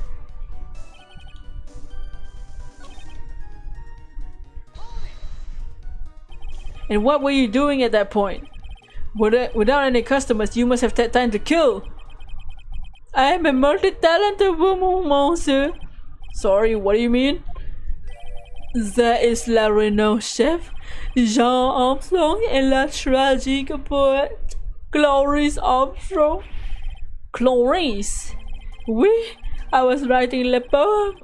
An angry tale of a chef in $500,000 in debt, cooking for a man who won $500,000 in la lottery.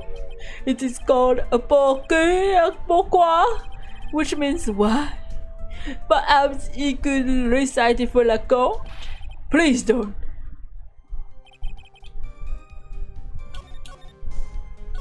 Go to secret coffee blend is the blood of his enemies. By all men, do you mean Victor Kudo? Oui, he comes often for my special coffee. I drank your coffee once, Mr. Armstrong. It's special, I give you that. Worth a sip just for the experience. Ooh, you make me so happy, monsieur. You're most welcome anytime. I said it was worth one sip. It tastes like shit. So old Kudo arrived at the restaurant at the same time as the victim. Maybe I should ask about his arrival. How many minutes after? So you're saying not much time elapsed between when the victim and Mr. Kudo arrived? Oui, that is correct. But that still leaves the possibility that something happened in the gap of time. By your recollection, how much time would you say elapsed? Let me see, approximately 2 minutes, I say. 2 minutes? That's all? Seems unlikely that anything untoward could have happened in a short time. Rats, I knew I shouldn't have pursued this line of questioning.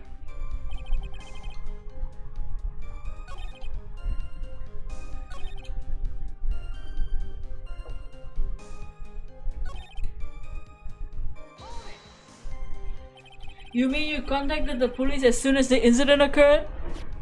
I asked the old man to call from the payphone. By your own argument, right?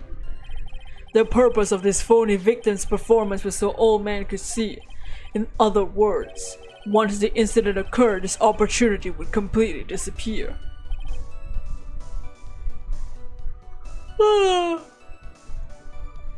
Indeed. Well, it seems la shadow of la doubt has been casted, n'est-ce pas? I guess Armstrong's connected his case. Someone was impersonating Mr. L and I refuse to believe he was oblivious.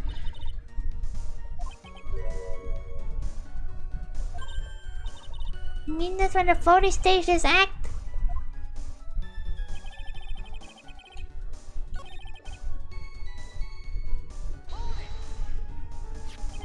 Let's ask the other question.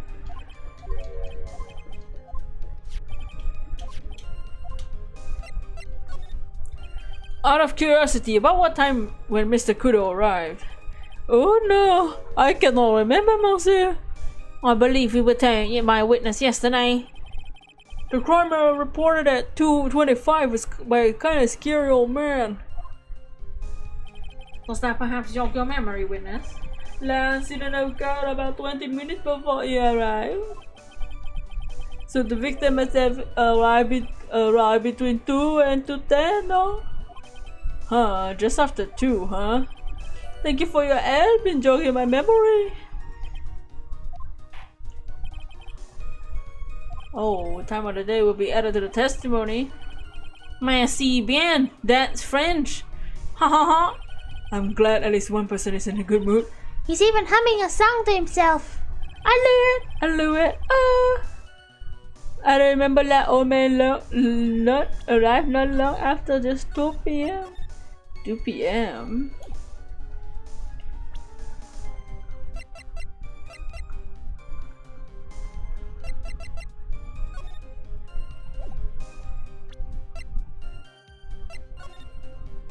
Any clocks in here?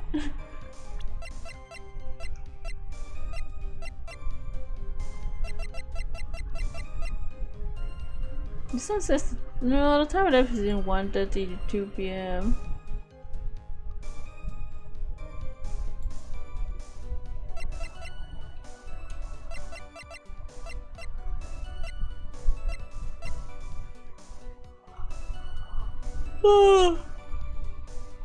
Oh, I see. It can't be 2 p.m. because he couldn't win yet. How will he win the lottery? I'm afraid I finally got you, Mr. Armstrong. What? What do you mean? At the time in the question, the victim was listening to the radio with his earpiece. The show he was listening to was the Millionaire Radio. Each week they announced the winning numbers of $500,000 lottery ticket.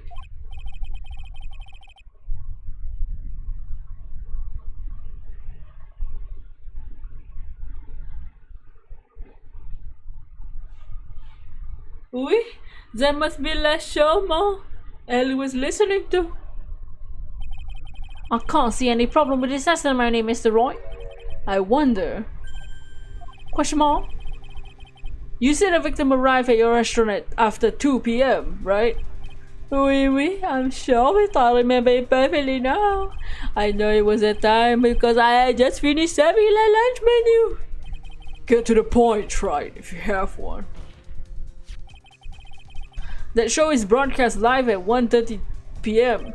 and it claims to be the most thrilling 10 minutes of your life. It's only at 1:30. Now supposedly the victim made some noise when it was announced he won. And yet, I don't believe his cry of joy could have occurred after 2 p.m. because the show had already finished more than 30 minutes earlier at that point in time. No! The victim we've been told about has done nothing but the impossible. Your testimony, Mr. Armstrong, has been updated. Listening to the radio with a ruptured eardrum, catching a show that was already over, there's only one conclusion you can draw from these facts. This victim was an imposter, acting out the poisoning 30 minutes after the real murder.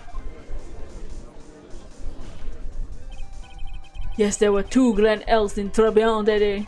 The real Glen Elk, now dead, having been poisoned by the real killer, and the phony Glen Elk, acting out the events for Mr. Kudo to witness. It certainly seems that way. I mean, if it wasn't the case, how would you explain the time discrepancy? Quite a performance, Troy. You were almost on a roll. But sadly, you lack the rock hard, foundation of rhythm to build your song.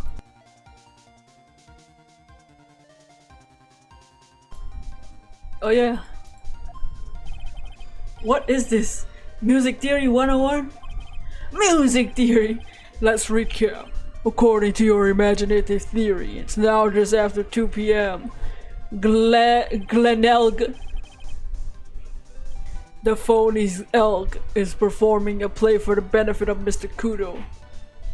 How do you explain that and where the real Glen Elk is?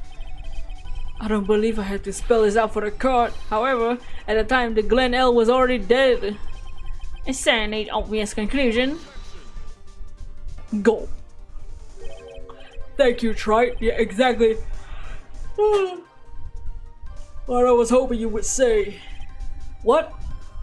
Now, I presume you can prove this theory of yours. Can you explain where the missing corpse went to? The missing corpse?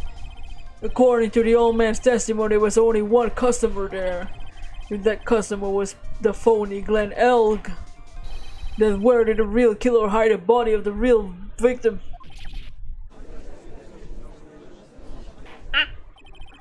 Prosecution has a valid point, Mr. Wright. Your theory is to stand up to the examination by the court. You must provide us with proof by answering the prosecution's questions. Where did the killer hide the body? Yes, Your Honor. No conjecture, Trite. Let's hear some facts for once. Show the court a piece of evidence that proves where the body was hidden. No? Evidence? What's with the intense pressure all of a sudden? I thought I had him with a contradiction. But he's turned it all around and backed me in the corner instead. Oh. Well, Mr. Wright, the court will now hear the defense's theory and evidence. First, where was the body of the real killer concealed?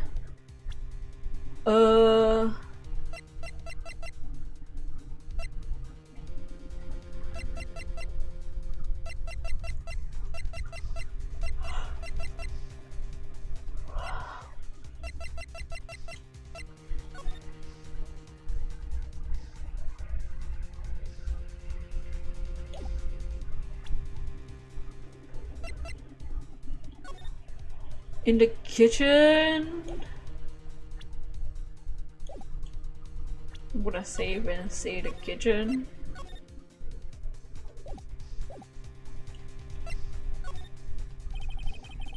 Glen Elk back was is Glen Elk exactly.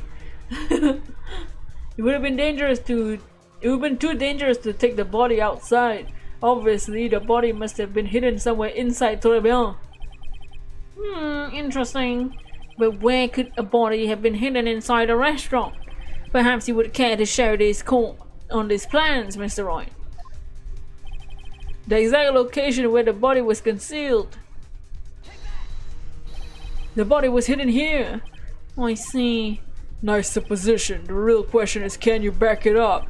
Where's the evidence that proves the body was hidden in that location? Oh, the bottle! His medication is in there. Mr. Armstrong, do you recognize this bottle? No, I never seen that ugly little bottle in my life. I only use the very best bottle, monsieur. Those are the highest quality for me. Where was the bottle found, Mr. Wright? Interestingly enough, Your Honor, it was found in the kitchen of TRIBULATION. What? God! But I only ever use this bottle for my aromatic oils. But this bottle doesn't contain aromatherapy oils. It contains a medication. What kind of medication? I'm sure everyone remembers, don't they? That Mr. L visited an otolaryngological clinic and was given medication today. You can't be serious. The defense had the contents of the bottle analyzed and I have the lab results here. The contents of the bottle matched the prescription that was given to Mr. Elg. Bro. Miss Glen Elk's murderer hid the body in the kitchen, at which time this bottle fell out of the victim's pocket. Mr. Armstrong, when the incident occurred, didn't you say you were in the kitchen? Mon Dieu. Yeah, you know what I'm about to say. It was you who hid the victim's body. You did a fine job pretending to defend my client, Maggie Bird. However, you were setting her up to take the fall behind the poor girl's back. No! Order in the court. It's an extraordinary development. Witness, did you murder Mr. Glen Elk? Never! I could do no such terrible, horrible thing. No.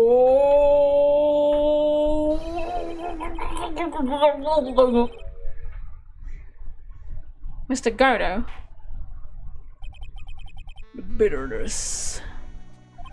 Every time I get lied to, I always down a mug of coffee. That's one of my rules. Do you have the slightest idea how many cups you had by now? Then I like to do the same to the person who lied to me. I like to take them down with my empty cup. Listen up, bitch. How about a brand new flavor in your ear, my H-deficient friend? What? Oh, because he's French?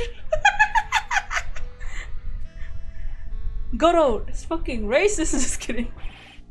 Je veux demander pardon. Demand pardon, you must hear me out. It is a trap. Listen to me, por favor. Por favor.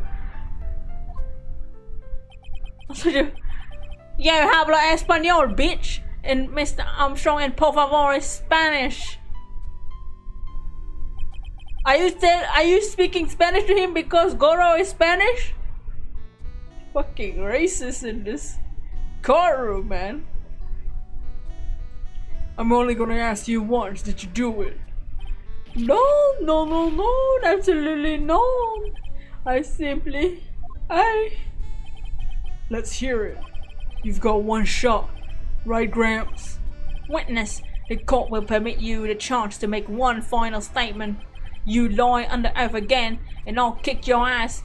And coffee mug awaits you, as does my gavel, and my axe, and my sword. It is clear. What do they always say in movies? I got a bad feeling about this. Very well. Begin your final testimony, Mr. Armstrong.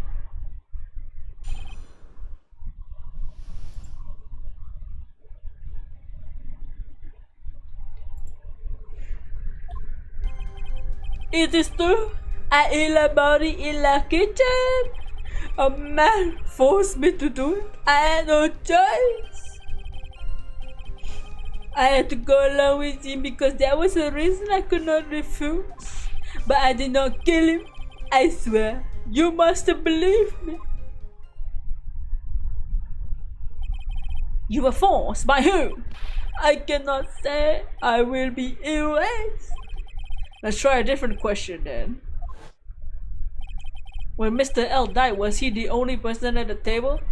No, there was.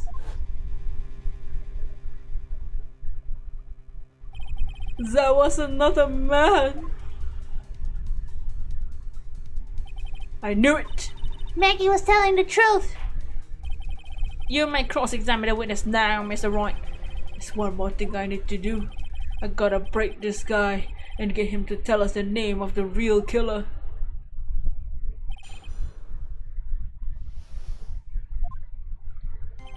We just show the man forced me to do it. Which man?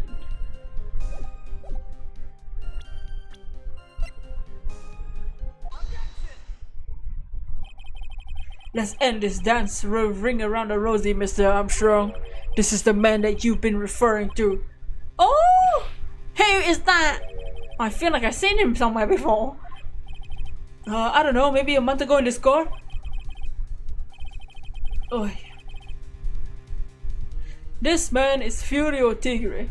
He's the manager of a loan office called Tender Lender. Don't. There's no point trying to hide the truth anymore, Mr. Armstrong. I know you couldn't go against Mr. Tigre, at least not while he had this on you.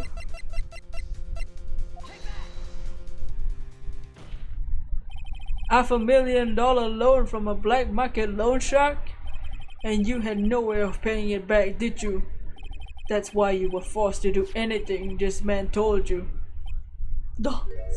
Wait, it is as you say. Mr. Armstrong. La Tiger. He told me he was going to use my restaurant as a business rendezvous. On la day in question, It was meeting the victim to demand that he repay his loan. I don't know why it happened like that. He just did what he told me to do. I had no choice. I carried the body and the unconscious Maggie out of the dining area and into the kitchen. After that, I tried to forget what I had seen. I think we can now safely say that the man who forced your hand was Mr. Furio Tigre.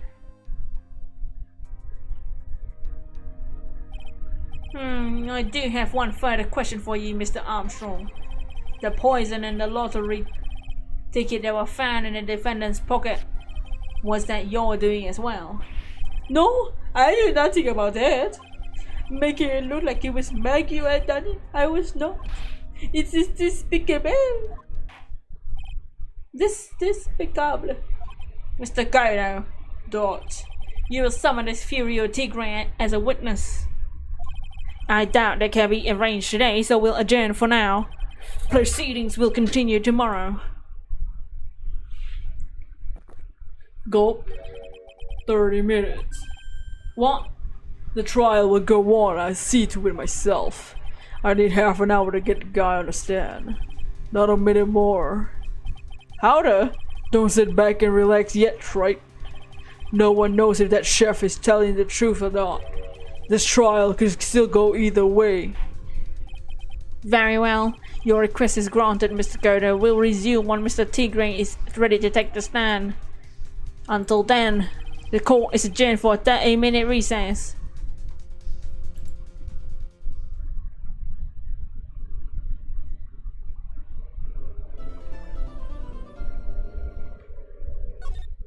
Okay. Speedrun, speedrun, speedrun, speedrun. Time to just speedrun this and get to freaking case number 4.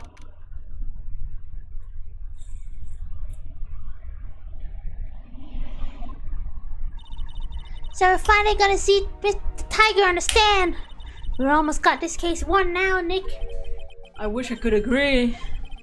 When I cross-examined Mr. Armstrong just now, he said he was doing what the tiger told him to do, but Godo picked up on it, remember? He pointed out that without proof, we don't know what he testified is the truth. You mean you think Armstrong was lying? I don't know, but if that's the line of prosecution takes, we could be in trouble. I get the feeling we don't have the case-making evidence we're gonna need. Hey, pal! Detective Gumshoe. What are you doing so jumpy about? Your hair's standing on end. Just calling the kettle black, Miss Little Top Knot. Hey! Bitch! It's not a top knot. Never mind about the hair, just calm down, alright? I can't stand when I don't have a job to do. I get worn up. Ah! No kidding. You gotta have something you need me to do, pal. Anything. Well, I'm gonna have to take a jog back to the precinct. I could get some prints analyzed for you if you got an hour. An hour? The trial will be reconvened by then. But Nick, we still don't have a really decisive piece of evidence, right? True. Without some kind of trump card to pull out of the bag, we're really stuck. You said you could get some fingerprint analysis done in an hour? You bet. In that case, would you mind checking the print on this for me? At the bottom? If you're going back to the station anyway, could you find those out whose prints are on these? Oh hey, that's the bottle I gave to you this morning. Yeah, I think it's time to solve the last mystery of who the prints belong to. Sure thing, pal. Actually, it's been gnawing at me too. I'll get this to the lab right away. Just make sure you don't lose the case before I get back.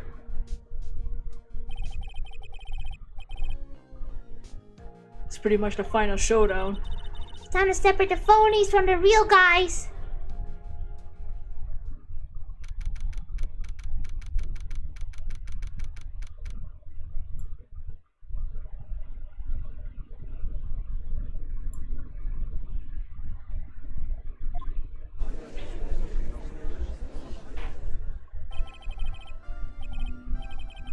court will now reconvene. Mr. Gardo, did you find this inferior tigray? I even tamed him for you. It was a 3-cup job, no problem. Tamed him? The guy may be inferior tigray, but come on.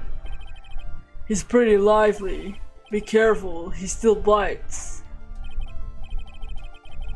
Very well, please show Mr. Tigray to the stand.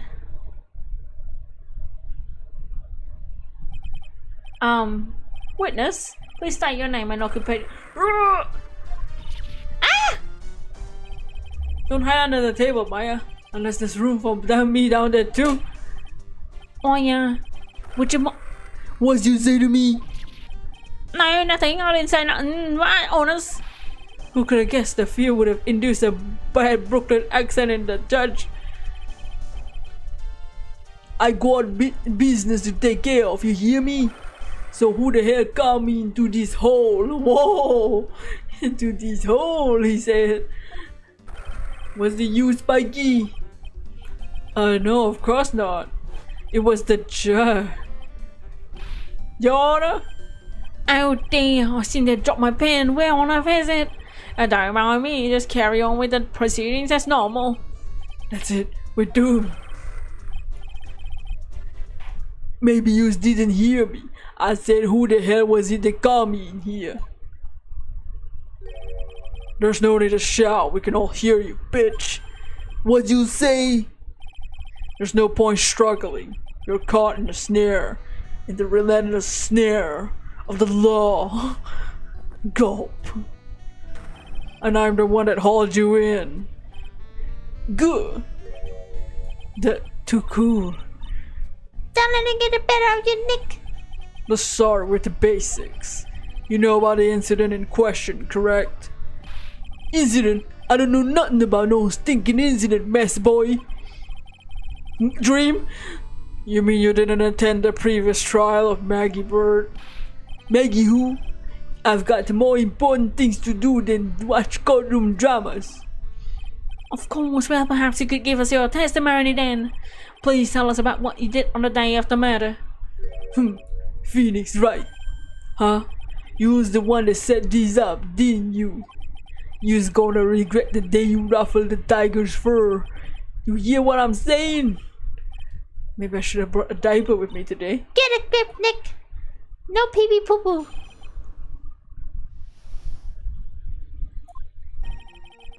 I don't know nothing about no murder. I was tied up with business December last year. Spent all my time in my office. I got wares lined up to borrow cash from the tender lender every single day. You just wanna check my alibi? Ask Violetta. And laws, I found my pen. Very well, Mr. Wright, your cross-examination. What is it, please? Witness, if you could refrain from shouting like that. I know the kind of games the guy in blue plays. That lowlife ain't no lawyer. He punches away at stupid details till he wins. Lowlife? Me? Listen up, smarty bitch.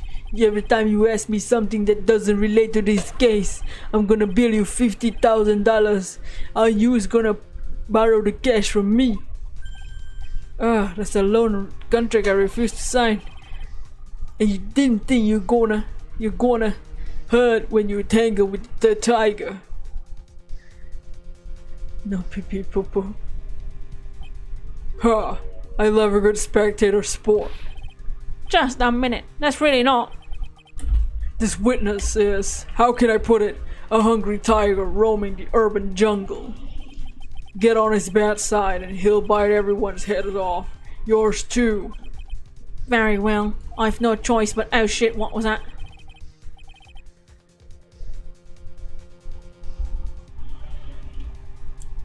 You's better be listening. I say I got business to take care of, big business. If I don't split now, I ain't catching my bus. The court will impose a penalty for irrelevant pressing. Oh my fucking god. It's Mo. Keep that in mind. No wonder nobody likes this case. You can do it, Nick. Come up from under the table.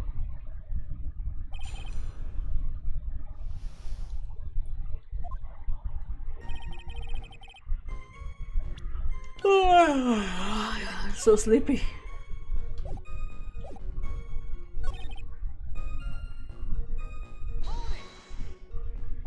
Are you sure about that? We're talking about 1 month ago, you know?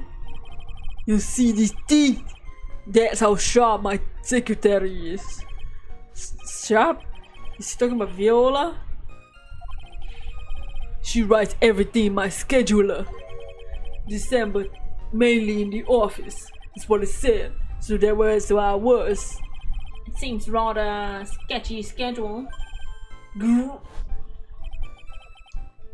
he goes again.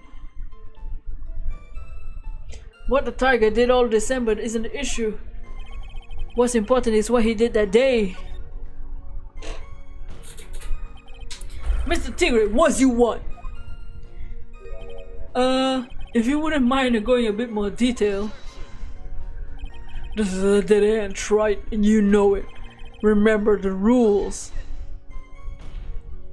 No! It's essential that we establish the witness's alibi accurately. I agree. The victim was killed on December 3rd. Were you in the office that day too? Maybe you ain't listening. Of course I was. I never set foot outside. I had meetings all day with a bunch of cats wanting to do business with me. I ain't never seen that young bitch before. I do believe the witness' last statement was important. Mr. Gurney, if you please. Mr. Tigre, the court asked you to add a last statement to your testimony. Don't let that animal beat you. Be a man, Your Honor, and ask him yourself. The day she was talking about, I was in the office. I never saw the kid. But he went to meet with you.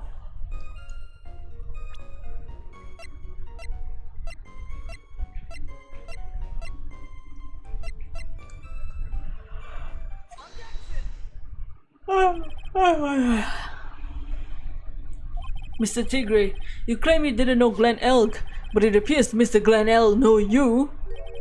What? Mr. L left this little note on his calendar. Meet with the tiger.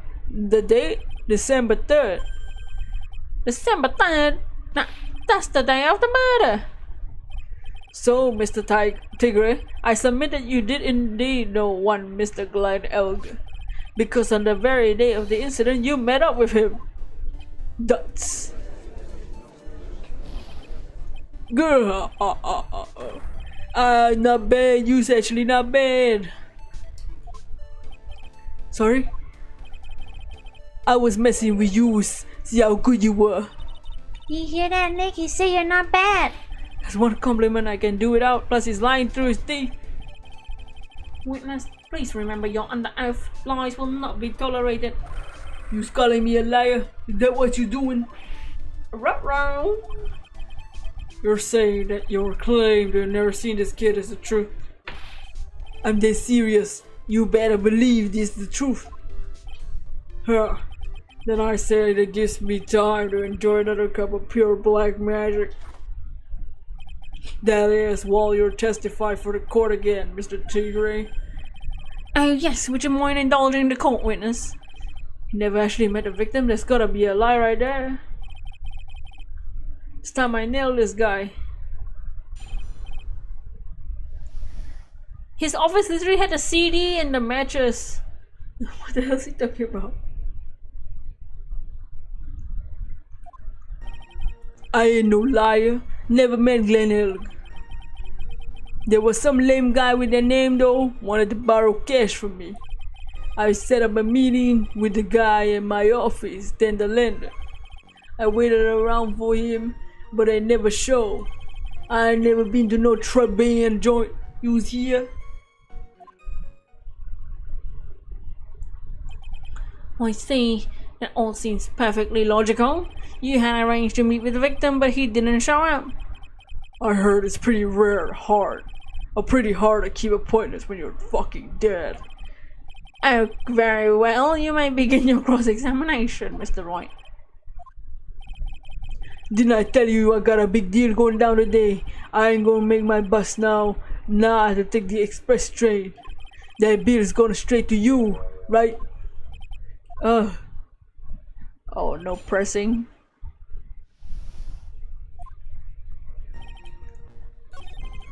Well, here's the mattress.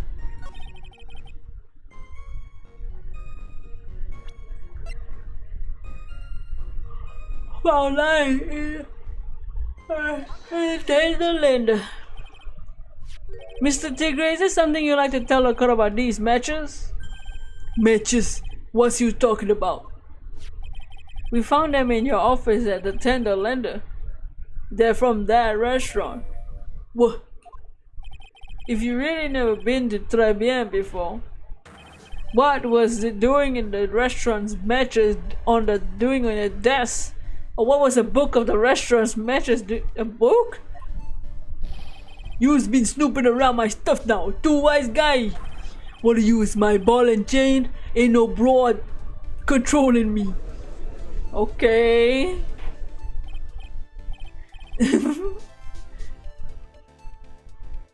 Oh, I'm the witness. I think it's time you start telling us the truth, don't you think? Sorry, I'm terribly sorry. Forgive me, how to share. I'm peeing my pants. I ain't no pussy cat.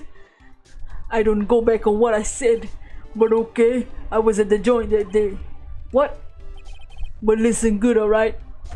I might have been there, but I never met the kid. Well. Gulp. Looks like another order just came in for another testimony.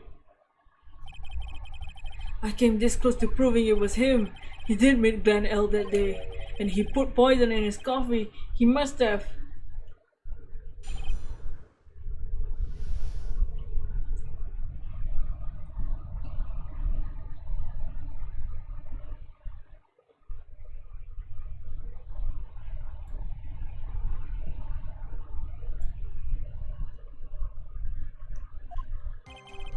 I was supposed to meet with the kid at the restaurant on that afternoon.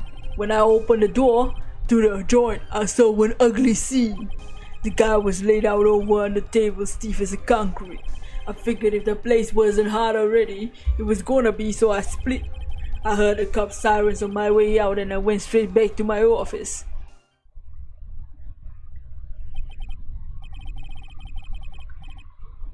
Well, you didn't actually meet with him in the end. I see. Well, Mr. Wright, your cross-examination, please. Yes, Your Honor. Hold it! If I wait around here longer, I ain't gonna make the normal express. You know, maybe it's a good thing we don't have to press this guy, because it's making it go away by faster. Unless he has 50 other statements. Ha, no problem. Anytime Tribe presses you on something irrelevant, I'll see he pays a penalty. Oh no! This is pressing anything! Your job is to slam that little hammer and call a guilty verdict. So do it. Yes, sir. The Special Express ain't cheap, right? Just so you know since you's paid. Oh man, doesn't the rule of law mean anything around here?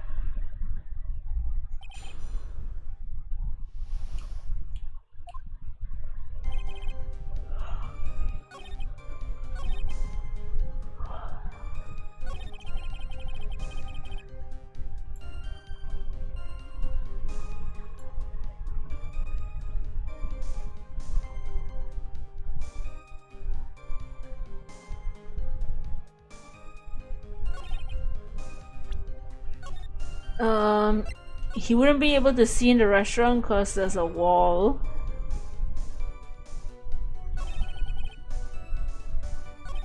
Is he the statement 2 or 3?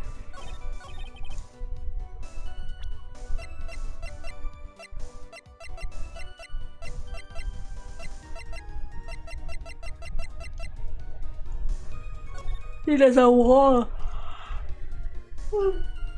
The victim and the door are walled in. There's no way he could have seen. You're something of a loan collecting pro, aren't you? No one escapes the tiger's clutches. Well, I'm something of a lie detecting pro. Don't be lame, Phoenix. Sorry, I'm getting a bit sleepy. But I'll at least finish this case. Maybe 4 and 5 will do on its own because they are connected. And 4 is very short, so just to let you know how short case 4 is. It's only one trial. That's not even an investigation. But case 5 is hella long. Very, very long. And no one escapes the Phoenix's clutches. Oh my Phoenix. I think it... Why is it so lame when Phoenix says stuff like that? It's so cringe. Phoenix just being an old man. He's a baba boomer. I think it's time we get something straight, unlike me. What's this right? You're turning straight for once. These are the floor plans of the crime scene. You say you were standing at the entrance, Mr. Tigre. From there, your field of view of vision would have been something like this. Indeed, the witness would have a clear view of the victim's seat. Isn't that what I just said? I saw the back of the kid's head. Unfortunately for you, that's not possible. If the court would think back, you remember that between each of the tables, there's a tall partition. Well, that's true. Now look at the plans again.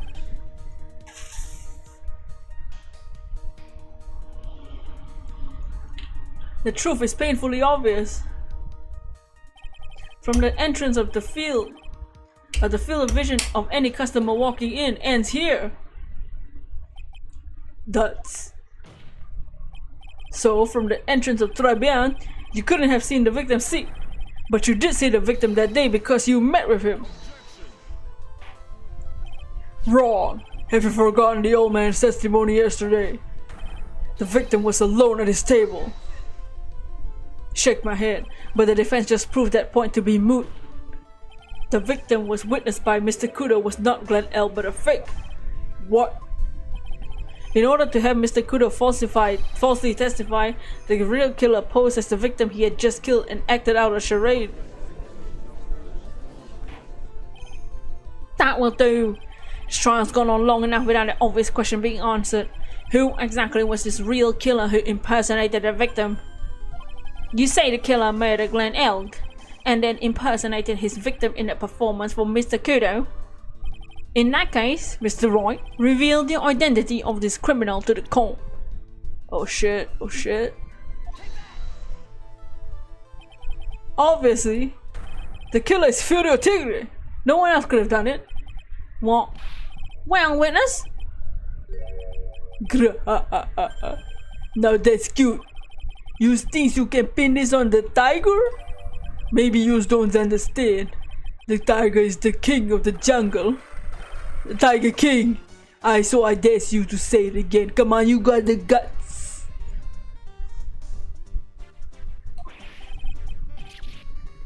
You can't threaten me. Mr. Tigre, it's the defense. Go ahead and tell the witness, Mr. Wright. Mr. Wright! Oh my god, Phoenix left. Sounds to me like you must be used, old man. You got guts, I give you that. Mr. Wright, do not leave me handle this alone. Perhaps I can end this embarrassment. Mr. Godo! Let's just go back over Mr. Kudo's statement once more. The old man didn't see just the victim, no. Sharing a primary cappuccino. Was the victim he saw the real victim or not? It doesn't matter. The fact remains he saw the accused put the poison into the coffee. Yes, it was waitress who poisoned the coffee. Very impressive, Mr. Godo. Waiting for my absence to launch your attack. Found your pen at last, right? It was in my pocket. But anyway, Mr. Kudo witnessed two people that day. He saw the victim, the supposed Mr. Glenn Elk, and the waitress from behind. Yes, your point, Mr. Wright. I think the conclusion is obvious. If Miss Glenn Elk was really a killer in disguise, then surely it's possible the waitress is also part of the show. What? You mean the waitress was an imposter as well? The defendant, Miss Bird, fell unconscious immediately after the incident, and someone used her fainting head to hatch an elaborate plan to pin the murder on her. Hey, who on earth was it? Who was this waitress that Mr. Kuda witnessed? Uh-oh.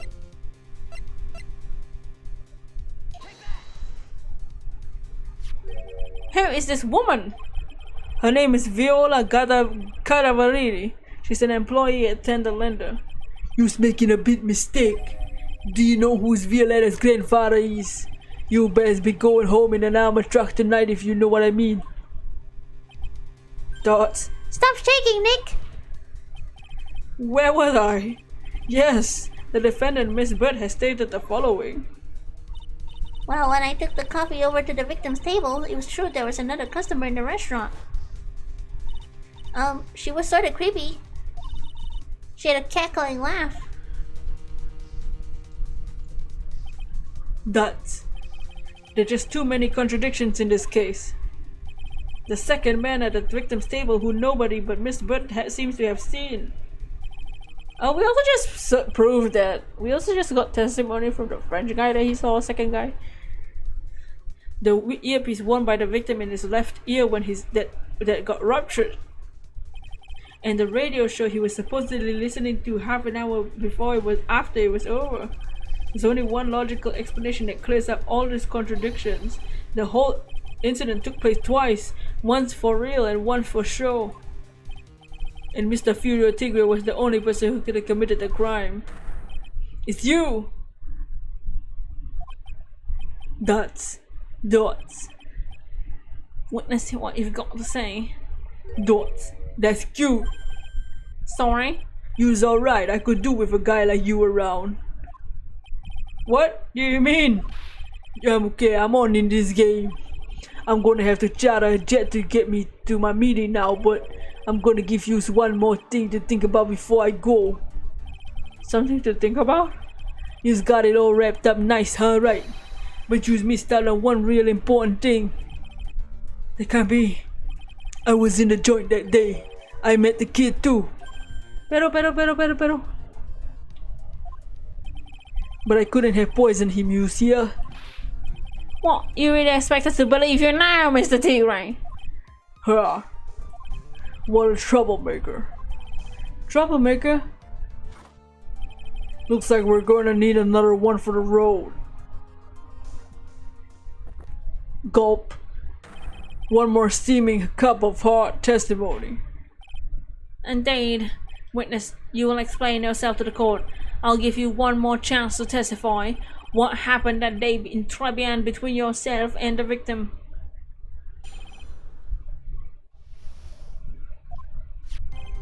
Yeah, I loaned El cash, $100,000. That day, he was due to have a little chat, and the kid had hit his payback. They see. So anyway, he tells me that he got nowhere to pay up. I'm about to flatten the guy when he starts screaming. Yes, I won $500,000. He got lucky, you know, really lucky. If the waitress hadn't done what she done, everything would have been over.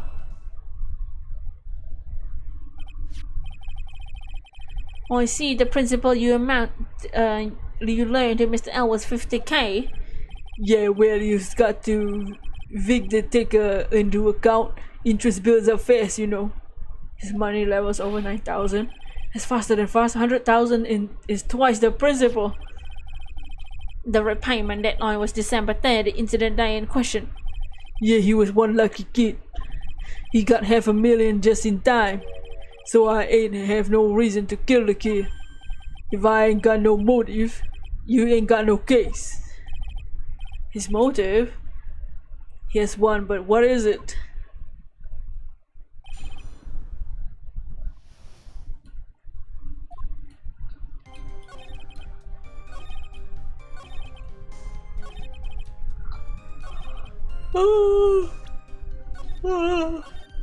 Okay, I wanted to do case 4, but I don't think I can.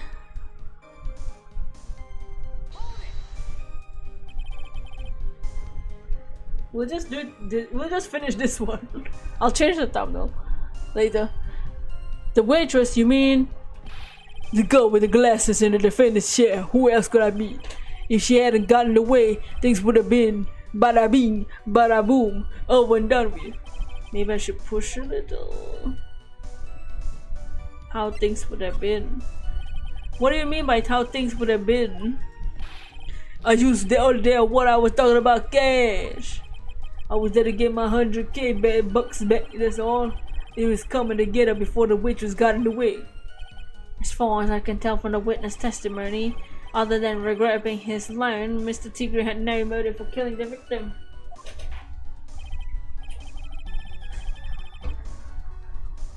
You will amend your testimony. The most evil is the pervy old man. I have no other reason to kill the guy. But you want the money! $500,000 is not enough for the $1 million medical paper.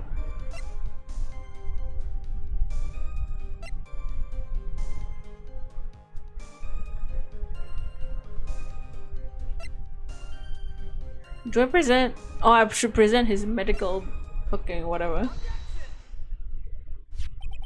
So you just intended to get the 100k, Mr. LOU, correct? I loaned the guy the cash. It's my right.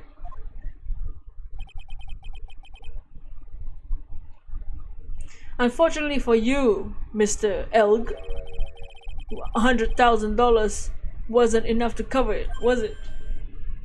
Huh? About 6 months ago, you were involved in a traffic accident, weren't you? An accident involving a car and a scooter, which a young woman was injured.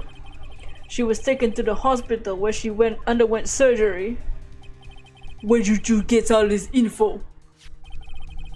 This medical paper document treatment of the young woman in question. According to these, her operation cost $1 million. Payment for these expenses was due in December of last year and was paid in full.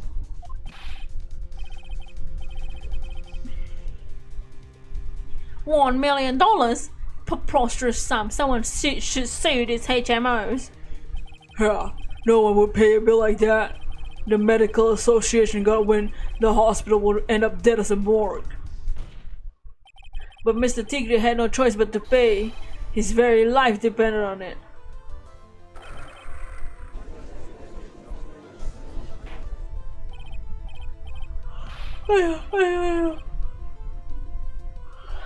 Oh no, you say his life depended on it.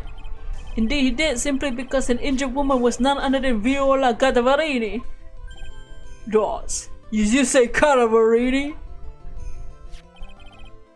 Bruto Cadavarini, mob boss in charge of all underworld activities in the city, doting grandfather to his precious Violetta, also known as Viola Cadavarini. Your life was in danger unless you paid compensation to the boss, correct? It makes sense. You were desperate to acquire $1 million. Cadavarini demanded you. So desperate, in fact, that you decided to sacrifice Glenn Elk's life to pay your debt. Oh, thank God! What do you say that, witness? It's a nice fairy tale, right? But even if the witness did need $1 million, that doesn't tie him to Elk's murder. Elk only owed him $100,000, and no hope of repaying it anyway. Either guys wasn't worth my speed. I don't think so. In fact, the opposite is true. The opposite. Lending money with no hope to ever seeing repayment would normally be in bad for business, but this case is very fact that Glenn Elk had no way to repay the money is crucial. What? Do you know where you're going with this, Nick?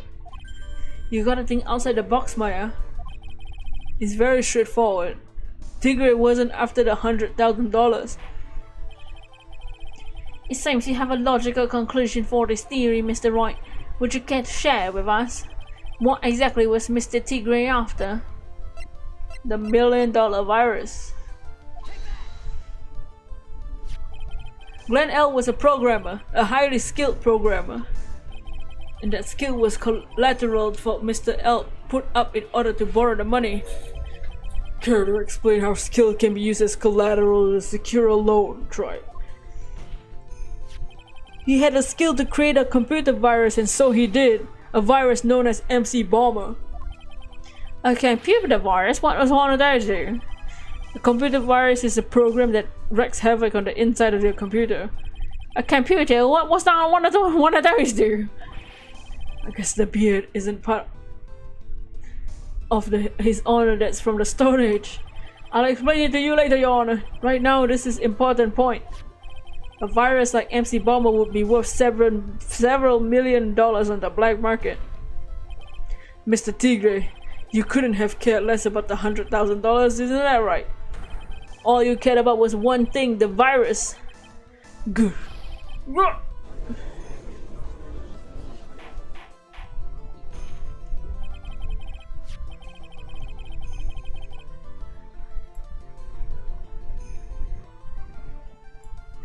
On the day of the murder, Mr. Tigre's sole intention was to get his hands on the CD. Glenn Elk had no way of paying back the $100,000. The judge is too innocent, he doesn't use a computer. He's such a normie, you know. He's a boomer. Just kidding. Glenn Elk had no way of paying back the $100,000, and Mr. Tigre knew it. But then a miracle happened. The kind of Mr. Tigre would have preferred to say that never happened, but he can't, and neither can I. The lottery win. Exactly. At the 11th hour, Mr. Elk won $500,000 on the lottery, which left Mr. Tigre with no way of getting his hands on the all-important CD. At least, no legitimate way.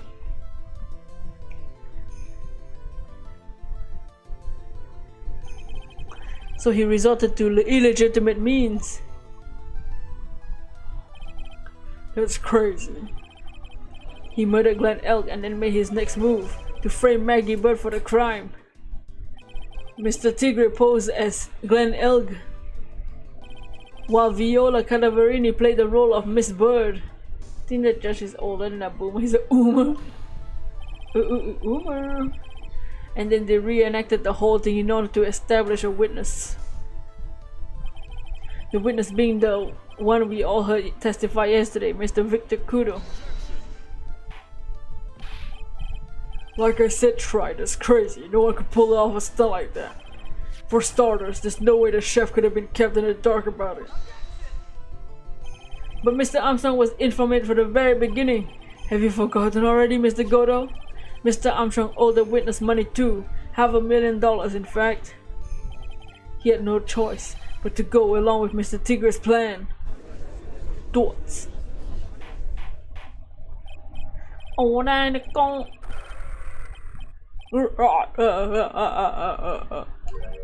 you was put on a good show, Spiky. If you want to stay alive in the loan shark business, you gotta be careful. You saying I dressed up like the kid, created a witness and framed someone. If I did something crazy like that, I'd leave a trial as a brother of my shirt. I ain't dumb enough to do something sloppy like that. I agree. You do? Despite your appearance, you're very careful. That's why you took one more precaution. One more trick to make sure Miss Bird had no way out. What another one, Mr. Roy? Interesting. Why don't you fill us all in, Trite? What was this trick you say Mr. Tigre performed to frame the accused? What about me? What the hell is that? What an insult to think anyone could be fooled by such childish imitation. Consider yourself insulted, Your Honor. Mr. Tigre, you didn't just pose as the victim on the day in question. A month ago in this very court, you posed as me. What? That's the truth. But the witness looks nothing like you, Mr. Roy. Don't. Although, now that I think about it, it was you, wasn't it? No doubt it was you standing in here with this very court here a month ago. Phoenix Wright, who put up the most disreputable, shabby defense I've ever seen.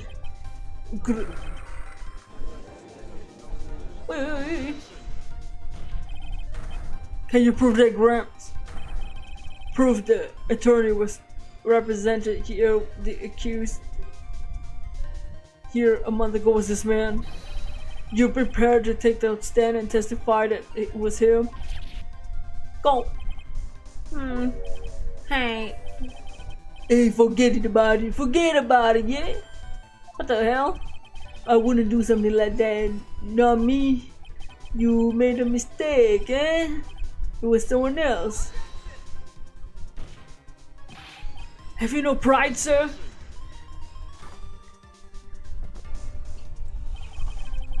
This isn't a matter of pride. In case you didn't know, right here in court we deal with people's lives. Gono is right.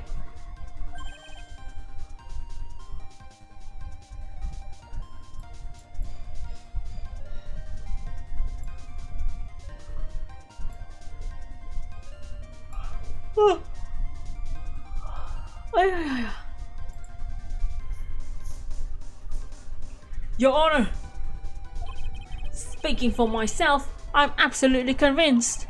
The attorney in question, the witness standing before now.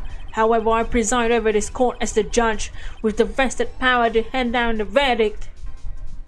Someone in my position cannot be swayed by a memory without evidence to support it. No! If the defense has no further evidence, the court will now excuse the witness. Circumstances surrounding Mr. Tigre are dubious for sure, but not conclusive. But we've come so far! You say he impersonated Glenn Elk. You say he impersonated you. But none of that adds up to a murder charge. Ugh. He has no pride of a lion, he's a tiger. It's true. He's just a cat. You don't have a shred of evidence that the witness poisoned the victim's coffee. No! Dots. Ha! Huh? Sucks to be you, right? Don't mess with the tiger. You're gonna get mauled. You got that? All we managed to do is chase him around a bit.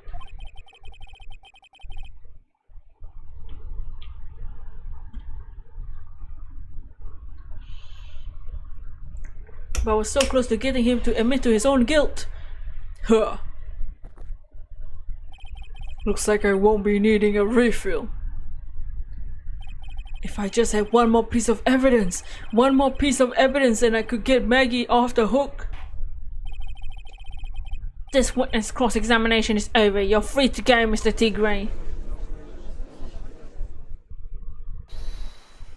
Who said that? Your Honor, sir. Gumshoe! The man, the myth, the legend. Wait! Detective! Detective Gumshoe! Sorry it took so long, pal. You left the final piece of evidence? Hi. Gummy? I staked everything on this. My badge, the works. Here it is. My heart's counting on this too. What is it, detective? Isn't it obvious, pal? It's the final decisive piece of evidence. What? Oh my god, he's hot! Oh my god, oh, take the jacket off! Gumshoe coming in clutch again. You mean your babe? Oh, sorry it took so long, pal, but I finally got the results from the lab. The results? About the prints, pal, from this medicine bottle. Oh, you know who the prints belong to now? Do you think I'm some kind of hack detective? Of course I know! So tell us, the tigers, right? You bet! Clear as crystal all over the bottle. The Furio Tiger's paws prints. That's great, we got him now, Nick. Dots. What's wrong with you? You've hardly said a word. You laid everything on the line for this, Nick. I know, look, I'm sorry. This is kinda hard to say, but it really doesn't make any difference who's prints on that bottle now. Huh? What? Why not? What we need is to produce at this stage in the trial is irrefutable evidence that Tiger put the poison in Glenn Elk's coffee. He already admitted that he met the victim. The fact that his prints are on this bottle doesn't make any difference now. Duh, I knew it. Great. No matter how hard I try, I'm never of any use. Hey, don't be so hard on yourself. This was your last chance to help Maggie, and I've been working on some useless piece of evidence the whole time. Well, it's alright. I'm a real loser. It's not breaking news to me, pal. Detective Gumshoe. Maggie! You've been working on something for me. Dots. Sorry I let you down, Maggie. I know you didn't do it, and I'm a detective. We're supposed to be able to prove stuff like that. I'm really sorry. I'll get off your hair now. Detective Gumshoe, wait! He's gone. Isn't there anything we can do now, Nick? I wish there was.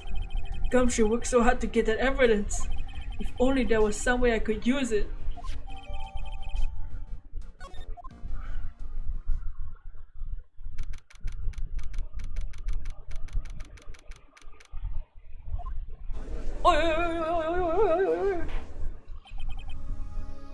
Mr. Wright, Yes, Your Honor. I granted you a recess so you could prepare this decisive evidence you discovered. Yes. Don't keep us all in suspense, right? Show us. Naturally. We can all assume it's evidence that will actually stand up in court, can't we? Think, Phoenix, think! Don't let Gumshoe's hard work go to waste. How much more of my time you was gonna waste? I ain't been to no court before. Use lawyers just know how to blow things out of proportion. No doubt, given the nature of the evidence, it will speak for itself. Nevertheless, you will talk us through it, Mr. Wright. Well, I know I can't prove anything with this new evidence. I'm really backed into a corner. Maybe if he thinks he got me beat, he'll let his guard down a bit. Don't keep us waiting any longer. Present this final decisive piece of evidence to the court. Okay. Oh, that was half my health. This is the final piece of evidence. Isn't that the victims? Your Honor, naturally the court is aware of the contents of this bottle. However, interesting new information has come to light. We have clearly identified some fingerprints on it. Fingerprints belonging to you, Mr. Tigre. What? Dots. But Mr. Wright, what conclusion are you hoping to draw from this new information? Everyone in here knows what the bottle contains, except one man. One person in this courtroom should be theoretically in the dark.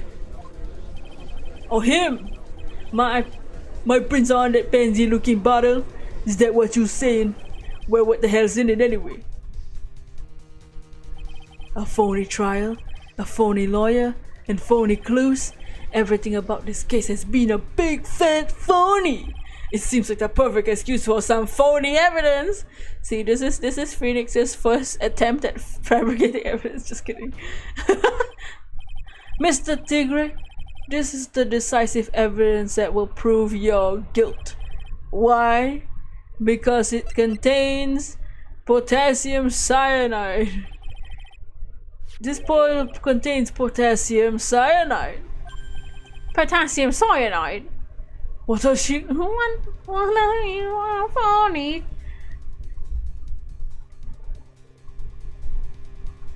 God.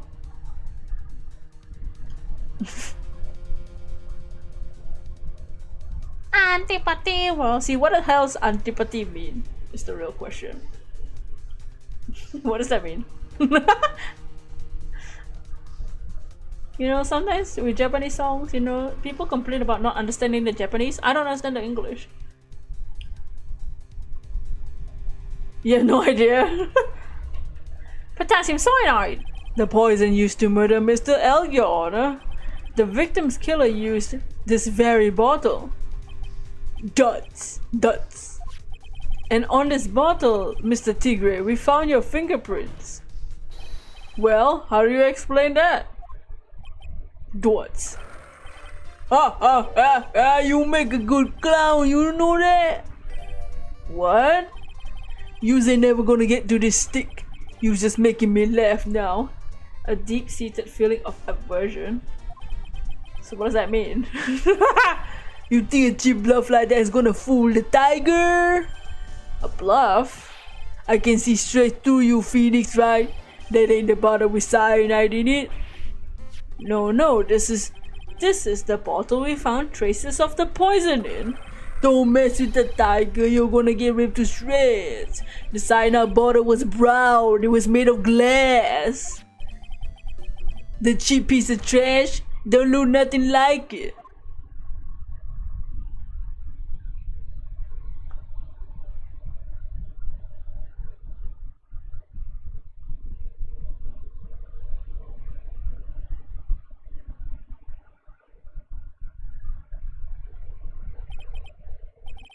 Got him at last. What a fucking idiot. What? Why is everyone gone quiet? I said the bottle is... This is why you like this guy? Is this the bottle you're referring to? He just called himself out. Yeah, we literally said, no, but this green bottle's the one with cyanide. And he's like, no, that's not the one with cyanide. This is the one with cyanide inside. Is this the bottle you're referring to? Yeah, that's it. That's the bottle with cyanide inside. That's just literally what I'm saying. But you ain't gonna find my prints on that bottle. Don't let that cozy looking suit fool you people. The law is just playing games. Tell him, Mr. Prosecutor, tell that guy where to go. You still haven't figured it out. God damn it! Gonna suck on my coffee. Don't you realize what you just said? What did I say? What did I just say? You were summoned to this court for the first time earlier today. If you really had nothing to do with the murder, you shouldn't have known all the little details. For instance, you shouldn't know what kind of bottle the potassium cyanide was in.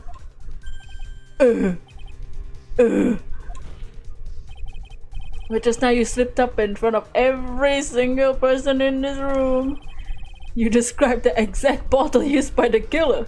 That it's brown and made of glass. You don't know who's you messing with. I'm the Tiger King. I control millions of dollars on the black market. You think I'm gonna let some jumped up suit get the better of me? Sure, the last piece of evidence was a phony. Phony? But that's what you deserve, bitch! The phony trial with a phony lawyer. It all played out by you, the biggest phony of all. Did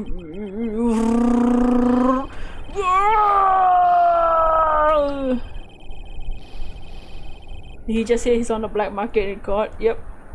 He did. Oh my god, what's happening?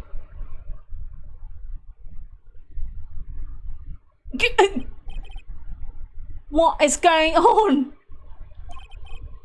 Looks like it's a blackout. Well done, trite.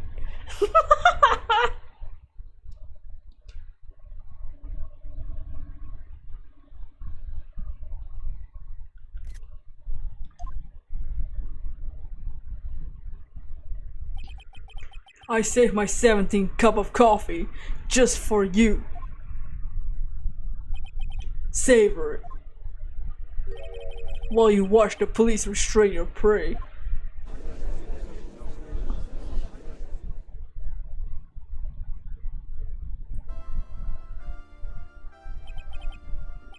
Mr. Wright, you caught a tiger by his tail, but if this one hollers, he won't be let you go. If you were how's Godo still alive? I don't know.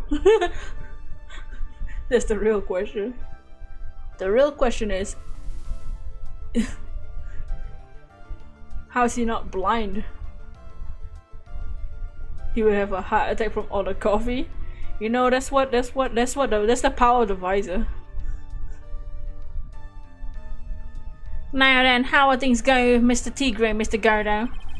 He's being arrested on the suspicion of the murder of Mr. Glenn Elk, Your Honor. Fortunately for us, we managed to rectify a grave error. Miss Bird was found guilty in the absence of a genuine defense attorney. Yes, she was. And in the absence of genuine evidence. But the tiger made one mistake. Indeed. He very nearly got away with everything if it wasn't for that one slip of a tongue. If only he wasn't a goddamn fucking idiot, he would have gotten away with it. Furia Tigray is a truly frightening criminal, yet horrifically stupid at the same time. Ha! The truly frightening one is that defense attorney over there.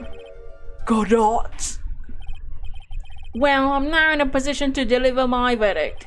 The court finds the defendant, Maggie Bird, not guilty.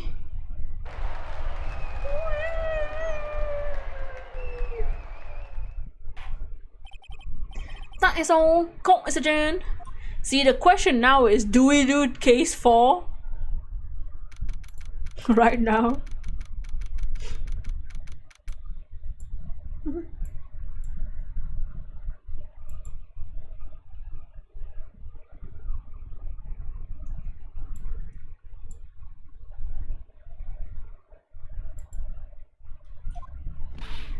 Mr. Wright, I'm at a loss for words. Thank you, sir. Congratulations, Maggie. I was so mad when Mr. Wright landed me all that trouble a month ago, but now I feel I can forgive him. That wasn't me, Maggie. That was the tiger.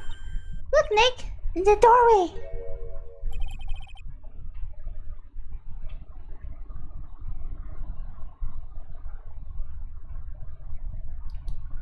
Detective Gumshoe. Oh, guess I'll be heading out. Bye. Wait. Detective Gumshoe. Oh yeah. Congratulations, Maggie. Thanks. Dot. Dot. I knew you were innocent all along. Dot. Why didn't you say that in your testimony then? Huh? My fucking job. What else do you expect? Well, I guess I'll be heading out. Bye. Wait, detective. He ran off. Maggie, what's your fucking problem? It's thanks to him that we got the medication bottle. It wasn't even of any use. But it's only because Mr. Wright used it so cleverly. Detective Gumshoe was just running around in circles. Poor guy. Looks like she still isn't ready to forgive him. Maya's right. I should help Gumshoe out. Hey Maggie, you know Detective Gumshoe's really worried about you through all of this. I wanted to believe that, sir. But on the first day of the trial, he practically gave the judge a free pass to lock me up. He didn't have any choice, Maggie. It's his fucking job. He doubted me, that's why. Ew, you're so fucking— shut the fuck up! You know what? Put her back in jail.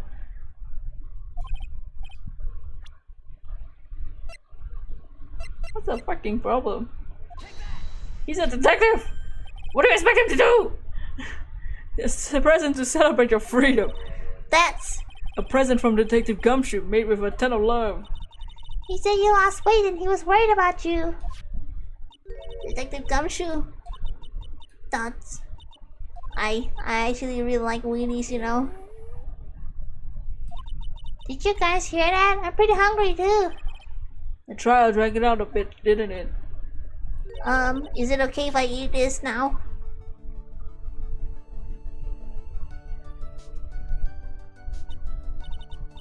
How is it, Maggie? It's really good.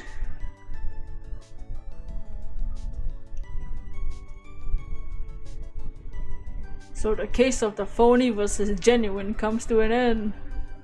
The false allegations surrounding Maggie have all been cleared up. And who knows, maybe a few whole new chapter of her life is just about to start.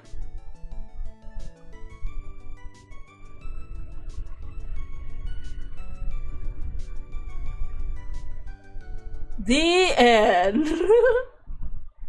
Wow.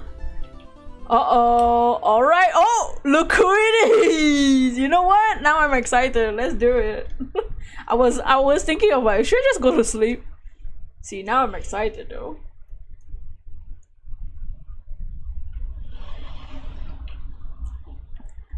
Turnabout recipe of a turnabout is finally over.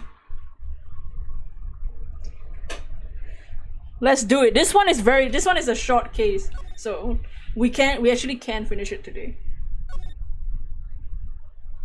And then next stream we'll do the final episode of this final game. Edgy poo. Here we go. The girl. Let her go.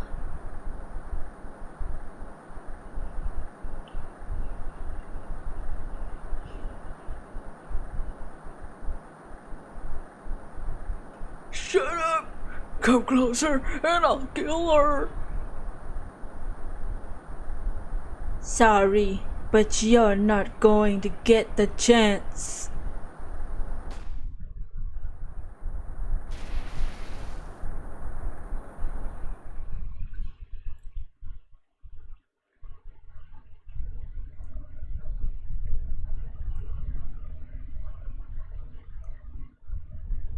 I'm reading through the file of an old court case, the first of my longtime mentor, Mia Fey.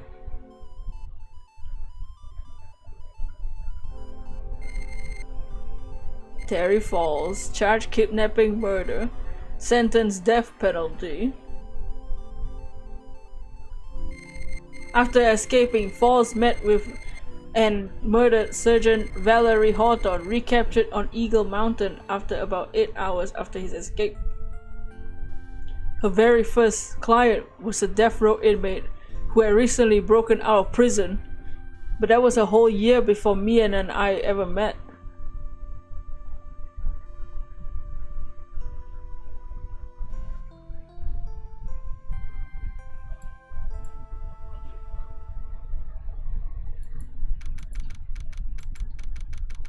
Oh shit. 6 years earlier.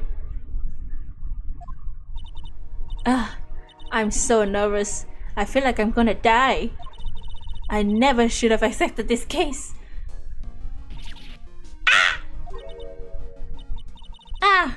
Good morning. Don't be so jumpy, Mia. I didn't do nothing. I swear. I didn't kill nobody. Terry Falls, my first client. Sentenced to death 5 years ago, now a prison escapee. That's... Just relax, Mia. Make small talk and try to relax him. So why'd you escape anyway? I'm sorry. I didn't do nothing, I didn't kill nobody. Ew! Why he be looking like that? I never lie. I didn't escape from nowhere. Mr. Falls, the police just recaptured you 2 days ago. That's... sorry. I told a little lie. Why his eyes like that? Oh boy. But anyway, I didn't do it. I didn't ever kill nobody. Sorry for asking, but you're on death row, right? I'm really sorry. But they sentenced me to die 5 years ago. I was tricked, I tell you. That woman, she lied in the testimony. That's why I got the penalty. I swear I didn't kill her. I could never do that. 2 days ago, he escaped from the police wagon when it crashed. Then about 8 hours later, a policewoman murdered before the police could recapture him. The police believe Terry Falls did it. After you escaped, did you meet a policewoman? Yeah, I did. She's the reason I escaped. So that much is true. He did meet the victim. But I didn't kill her. She was alive when I left. She was alive. It's true. I can trust him, right? I mean, I should.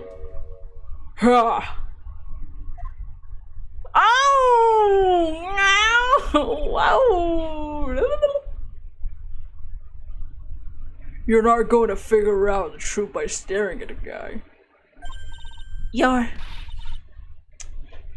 are you here? I came to see how our little kitten was doing all alone in this big scary lion's den. Thought maybe you'd like someone to play with. A baby girl? Oh.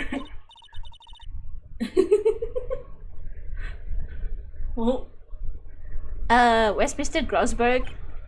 Huh.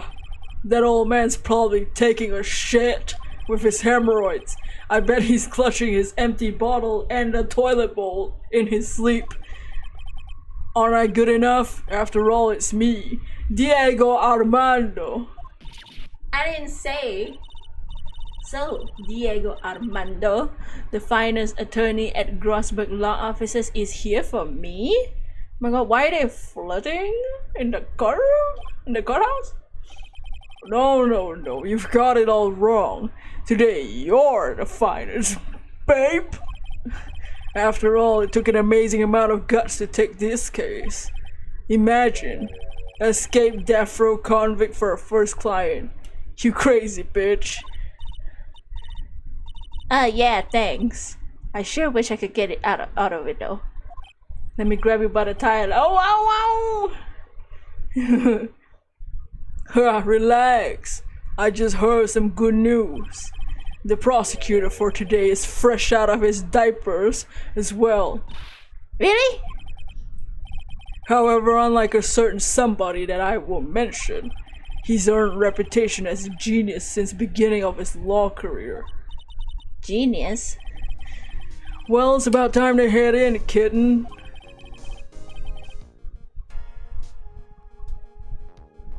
Sharpen those claws of yours, it's go time. Solitary confinement cell for the condemned must be the world's loneliest place. And that's why my client ran away from. Every other lawyer gave up on him, but not me. When I saw those overflowing eyes and heard the simple childlike voice. Childlike voice? Oh, that means he sounds like this. Okay, that's his new voice now. I just had a feeling he was telling the truth.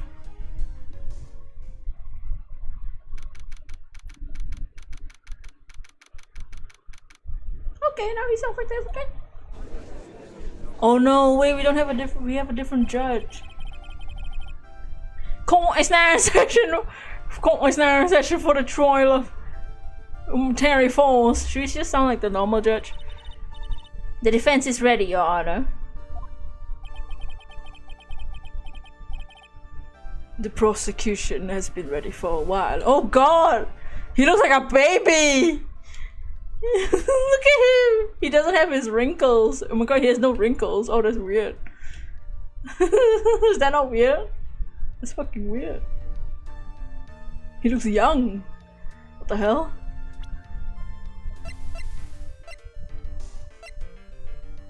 This guy's 25 years old? What the? The prosecution has been ready for a while, Your Honor. I understand that the lawyers on both sides are newcomers. Yes, Your Honor, I'm Mia Fey. Miles Edgeworth, Your Honor. So you're the new prosecutor everyone's talking about, eh? They say you joined the prosecutor's office quite early age. At 20, Your Honor. I guess our little kitten hasn't earned herself much of a reputation yet. Oh my god! This side view though! This side view kinda... How old is Edgeworth? Oh, he's 20. Oh shit. Today's his court debut. Oh. Look at this angle. Oh shit.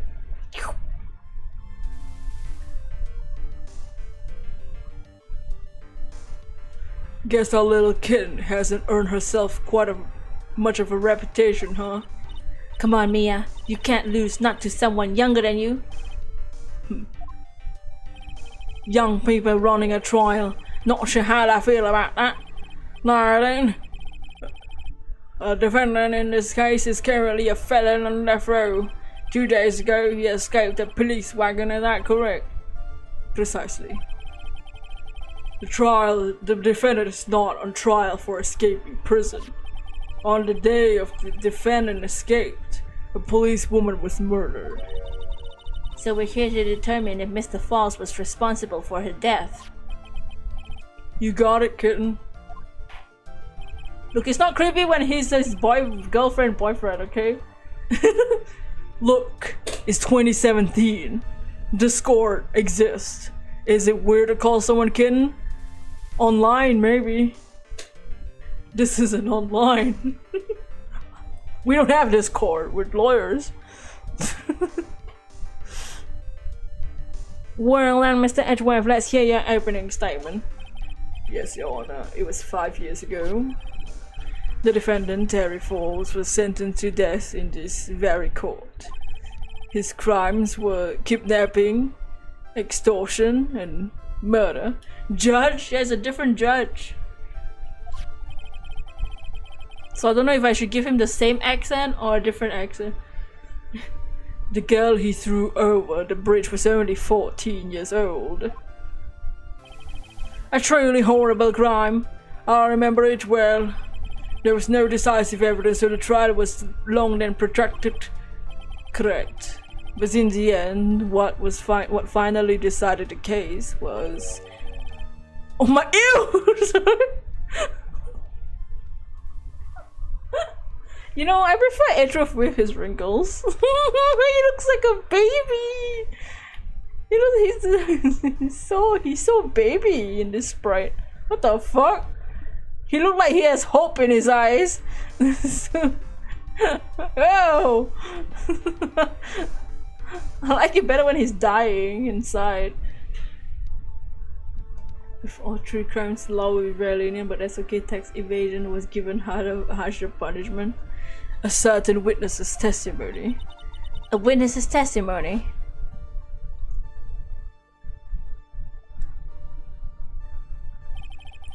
The testimony of Detective Valerie Hawthorne, the person who confronted this criminal. She arrested Mr. Falls at the scene and was later testified against him. She said she witnessed Mr. Falls throw his young victim into the river.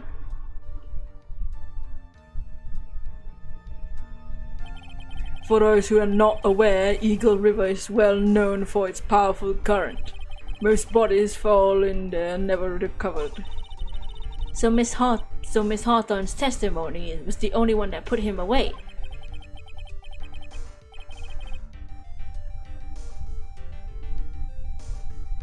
That police woman you just mentioned, that wouldn't be. Exactly. The victim, the same woman that was killed 2 days ago. The police sergeant, Valerie Hawthorne.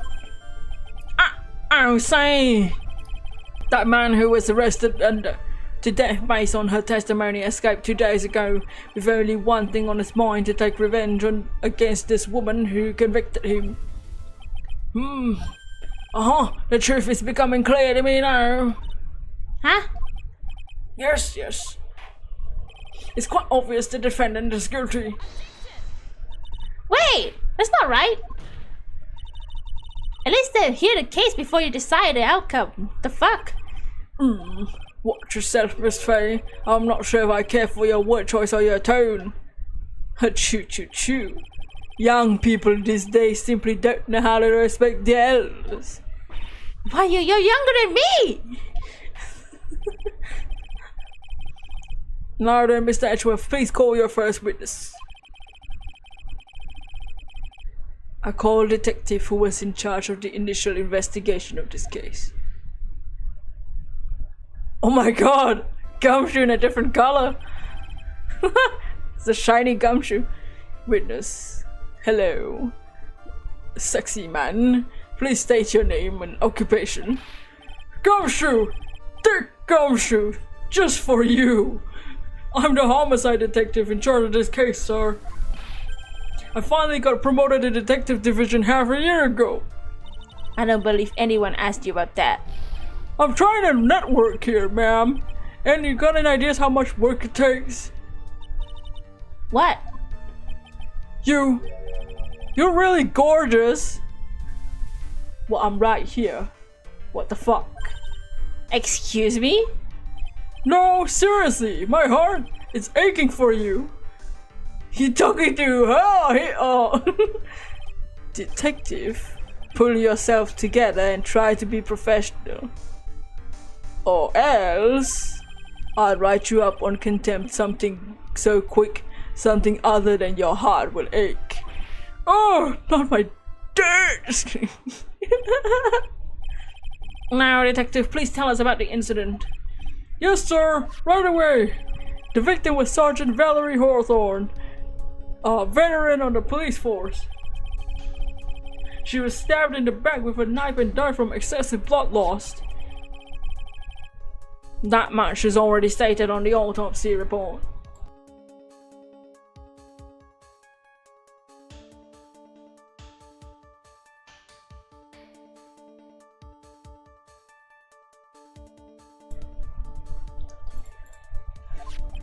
The court would like to hear more details about the incident itself.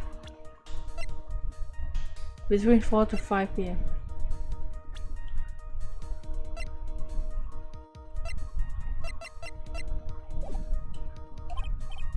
Yes, sir, I gotcha. Let's take a look at this aerial map of the area here. This is a sketch of Dusky Bridge, an old suspension bridge, and the river that runs under there is Eagle River. The victim and the defendant met here on top of the bridge. After stabbing her in the back, the killer carried the victim back to his car. He was recaptured at a police checkpoint as he was trying to make his getaway, sir.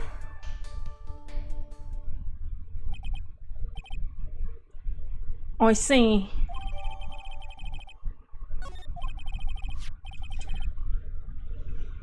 Was the victim's blood found on the bridge?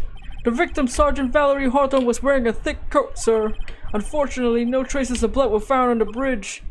Mr. Edgeworth, I warn you, I absolutely despise conjecture. If there was no blood on the bridge, you have no proof that they even met there. Your Honor, I shake my head.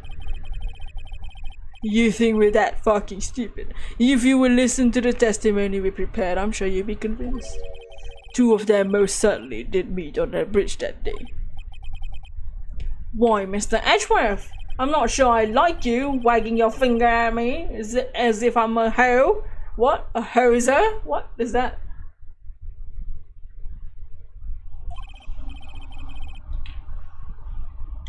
Detective, proceed with your testimony. Yes, sir. Thrown off the bridge, but the autopsy says otherwise. A whack on the head. No, it doesn't. It says stabbed with a knife. Thrown off the bridge is the previous case. The one from 5 years ago. Here we go, Mia, hang on. Okay now, listen carefully, kitten. One little mistake and this guy will drink you for morning tea. Trust me and get ready. Okay.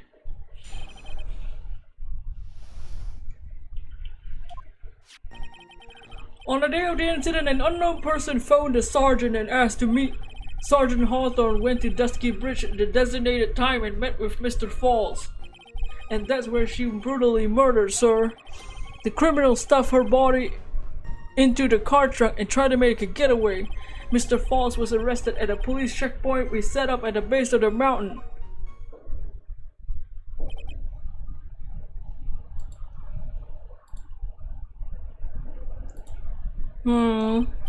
Well, you certainly have established the importance of the bridge.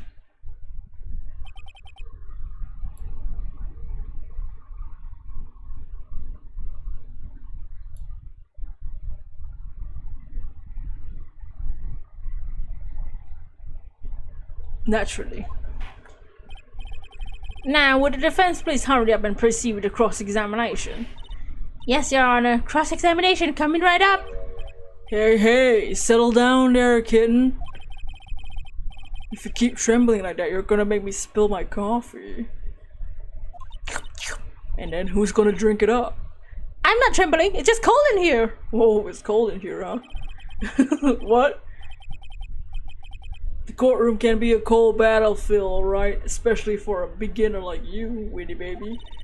I don't need you to worry about me. I mean the defendant, the witness, everyone here is a beginner. Well, you got me there. But maybe you should keep your claws out and show them what you got. It's a wet kitten. It's okay, Mia. Stay calm. Just remember those court procedure videos you stayed up all night watching.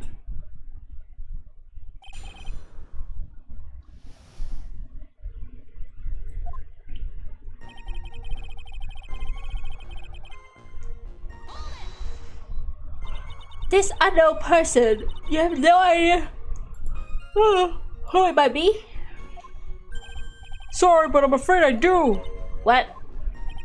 The one who called Sergeant Hawthorne was the defendant, Terry Falls. What? The defendant? The defendant called her? Sergeant Hawthorne was a very thorough person, sir. She left a note about her phone call with Mr. Falls. A note? Yeah, a top secret memo that she left in her desk. According to this note, it seems the one who called her to the bridge was indeed the defendant, Terry Falls. Whose bright idea was it to keep that note from me? Looks like the judge is even more sure of his verdict now. Listen up. Never ask a question if you don't already know the answer. It's the detective's fault. He's the one that said unknown person. Hey now, don't make that face at me. I just said it was that way because the prosecutor told me to. Was that a trap? With that cute face? With that cute face? I didn't expect him to be so sneaky. Hey, you know, this is me pre my character arc, so I'm a bit of a prick.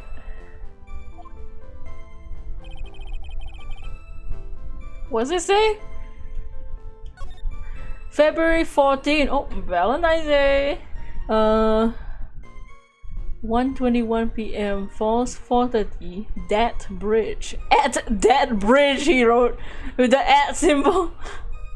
Wear white scarf for identification. Talk to Dahlia. Tell her this time the whole truth must come out.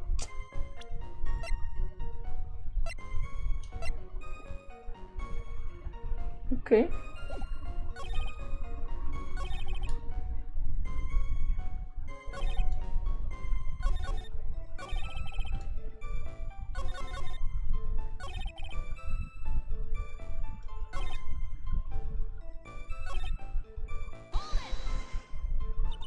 Mr. Falls had a car then.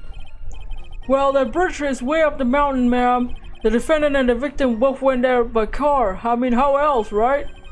What, you mean the defendant drive his own car? No, of course not. It was stolen.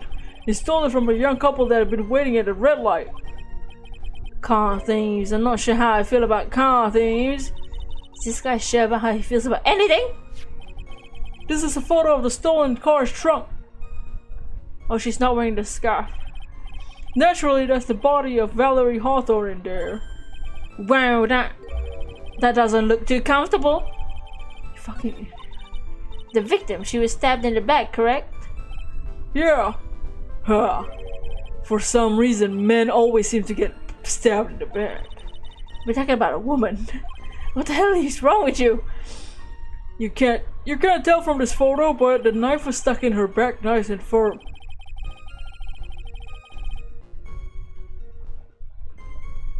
The condition of the body when it was discovered is very important information. Was there anything strange or noteworthy in the trunk of the car?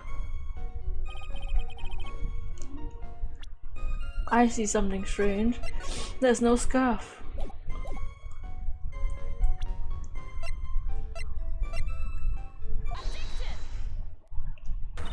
Witness!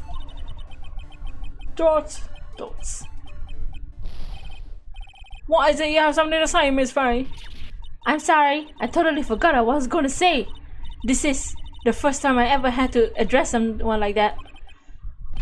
You should have been more practiced before coming to court. Honestly, Miss Faye, I'm not sure I like this. Stay there, little kitten. Want a piece of my coffee candy? Candy? You know, candy, you little sucky, you know? You're still too young to be drinking real coffee. Come on, Mia, shake it off. You're a lawyer. Detective! Yes, ma'am? This photo. You said there was nothing peculiar about it.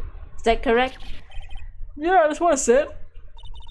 Well, then I suggest you take a look at this note written by the victim. The note?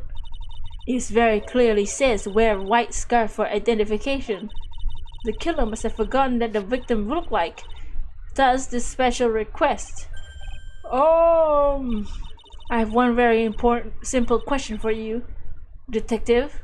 Where is the white scarf? I can't seem to find it in this photo. Well, to be honest, we didn't find it in the trunk, ma'am. Then you stopped there? You should have looked for it!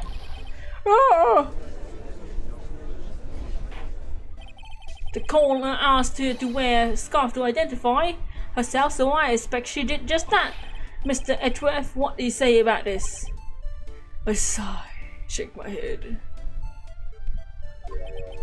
I see the defense is a little lacking. There! The scarf you're searching for so desperately is this one, perchance? Ah! Where'd you find it, sir? On Dusky Bridge. I was there first and I decided to conduct my own investigation. Why didn't you tell me? I made a decision to keep all pieces of evidence in my personal satchel. It's the safest place I know. Huh, that hotshot sure has a flair for the dramatic. It's not exactly white as the caller requested, but as you can see, it's close enough for what it was intended for. Looks like you spent some time in the mud. Not surprisingly, it was drizzling on the dead mountain that day. Prosecutor Edgeworth, he was intentionally hiding the scarf the whole time. The court must accept this scarf into evidence. Now, if the attorney for the defense is finished embarrassing herself, I'd like to move on with the testimony. That is alright with you, Miss Faye? Boy, would I like to wrap this scarf around that smarmy little neck and check it out! Very good. Now, if we're done with this mud-covered scarf business, the prosecution moves to establish conclusively and with hard evidence that Miss Hawthorne and Mr. Force did indeed meet on that bridge that day. Further, finger point, we will show exactly what occurred there. That sounds quite promising. Can't wait to hear all about it. Everything is moving with his whim. Don't forget, kitten, there's a reason why everyone considers this kid a genius. A genius, huh?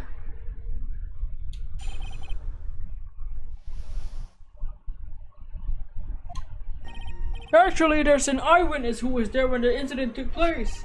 This photo was accidentally taken by the witness. It shows the Vic wearing the scarf, sir.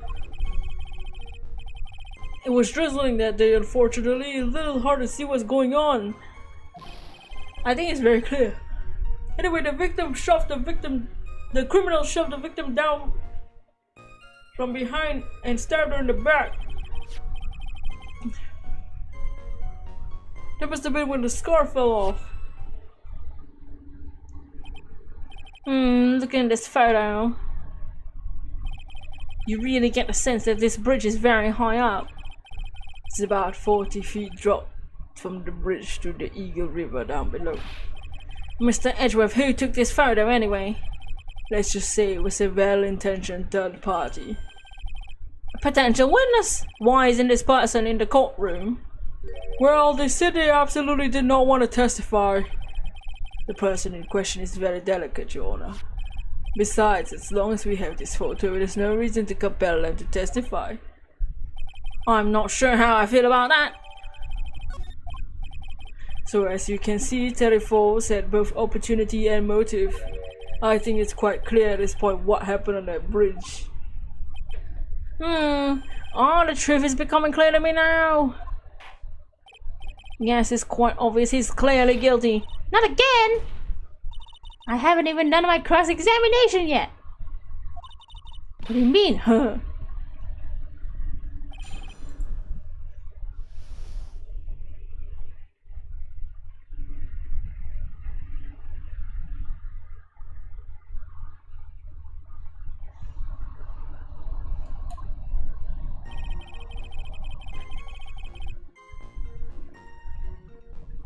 There's actually an eyewitness who took place.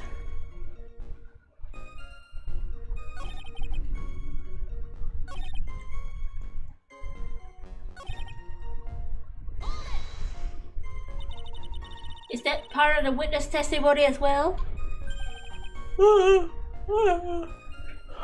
Of course it is. He pushed the victim hard in the back and she fell down right on her stomach. I remember that happening once myself. It was pretty brutal. Dots, are you talking about seeing someone getting pushed, or were you the one pushing? Or does it mean you pushed someone down like that once? With his mind-boggling tales, the way he said brutal. I wonder if he's Canadian. Oh shit, he's Canadian! He's brutal. What the fuck? Hey, oh, this judge is Canadian? Oh shit. Huh. Save your nasty look for the right person, baby girl. What? Take a look, poor baby. The court record seems to have wet itself. What? The fuck? What is he saying? Hey, watch where you spill your coffee! Oh, that's what he meant.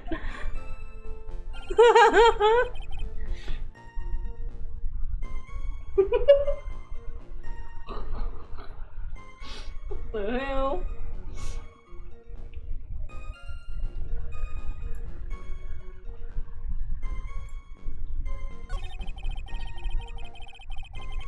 Okay.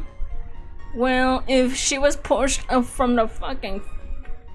If she was pushed, her coat seems pretty clean. Place the syrup and the leaf. Let me save.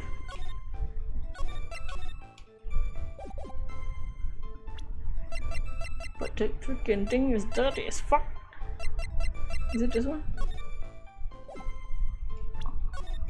Oh, the lock is like broken and stuff. What's this? Oh.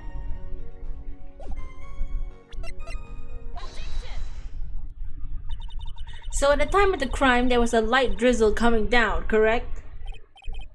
Yeah, and fog too, just generally soggy atmosphere. Flip my hair! Well, I have evidence that doesn't go well with the soggy atmosphere. But this is a what does a Canadian sound like? But this is a photo of the victim's body that was found in the car trunk. This sounds like American. They only say some words differently. Considering the conditions at the scene of the crime, something isn't right. Dots. Well, by all means, please enlighten us as to what isn't right. I'm just using my normal judge voice. What is it about? That's Canadian. What is it about this fella? Blah blah blah. What, her boobs, like her body, like what? Her what? Naturally, the answer is right around here, I think. Well, Mr. Edgeworth, it seems to me that Miss Faye could use a trunk herself. What? One that she could hide all the bitter memories from this trial in. The judge, eh? What you talking about? The judge, eh? The judge, eh? The judge, eh? Ho ho, you're truly a genius. A genius of sarcasm and wordplay. Oops. Wait, that wasn't right? What the? What the? What the hell? Was I not pointing at her fucking jacket? What did I point at? What, do I have to point at her boobs? Specifically?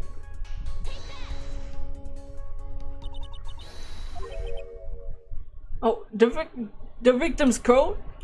I literally did that. I literally was 2 pixels off.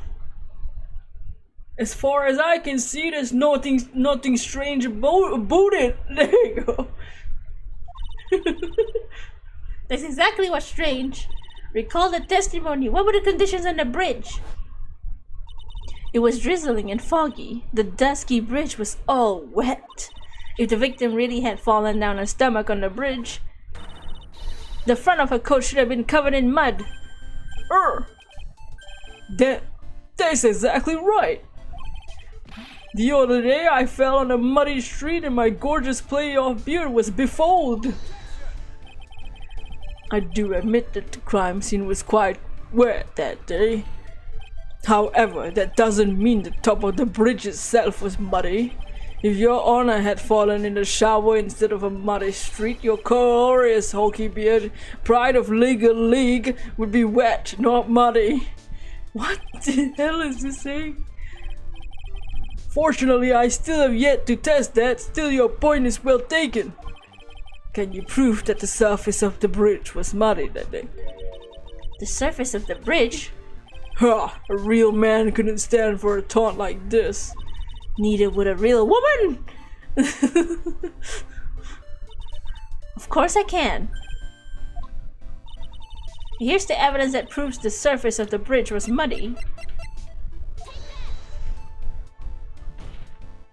The evidence is the scarf. Oh! It should be obvious. If the scarf fell under the bridge and got this muddy, that means the bridge was obviously covered in mud. No, I can't be outwitted by this novice bimbo! Edward! You can't say that! Hey, same to you, bitch! Edward! Miss Faye's assertion makes perfect sense to me. I do admit appears to be a contradiction between the condition of the victim's coat and the scarf. However, the real question is, why is there a contradiction? Huh? For every contradiction, there exists an explanation. Let's look at what explanation in this case may be, shall we? Alright. It's not like he's giving me a choice. Huh. You're doing pretty well for a little kitten. Why Diego just moist the whole trial? It's not even helping. Mr. Armando! No matter what he says, a contradiction always comes down to a lie. It's either the victim discovered in the trunk, the witness's photo showing the defendant and the victim, or the witness's testimony that he saw the moment of the murder. Just relax and think it over. It's pretty simple, isn't it? The false evidence is one of those three. What you said just now, I'm not sure I like that.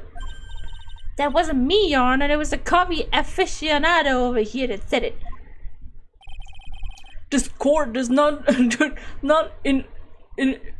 This court is not in the habit of accepting false evidence, you know. Blame it on him, Your Honor. He's the one trying to slip false evidence into court. But we won't let him. We'll expose his evidence as flimsy scam it really is. Yes. The false evidence in the case is the witness testimony. It's a no-brainer. Obviously, it's the witness that's suspicious. During his earlier testimony, the detective pointed out a crucial fact. The criminal shoved the victim down from behind and stabbed her in the back. Now is that testimony exactly what the witness claims to have seen? Yeah, that's what the witness told us. Flip my hair. That testimony is filled with holes. After all, the victim's coat isn't dirty at all. That's true. Huh, it's not just true, it's the truth. That means the same thing. If there's a truly decisive witness in this case, I'm certain that boy Wonder over there would have called him in the first place. Your Honor, the defense requests to cross-examine the eyewitness. The testimony presented so far is not only vague but contradictory as well.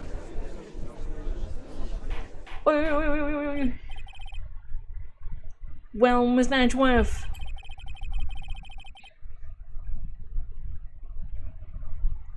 It appears we'll need to hear from your mystery witness after all. So, you should brace yourselves for the brutal truth. Question mark? Your Honor, the prosecution has no intention of hiding the witness from the court. We're prepared to present our witness at any time. Very well, please bring forth your witness at this time. What Mr. Edgeworth said kinda worries me. What does he mean by the brutal truth?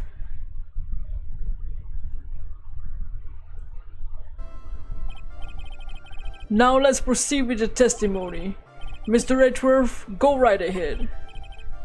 Thank you, Your Honor. The prosecution summons the woman who saw the events that day with her very own eyes. This is it, Mia. The battle begins here.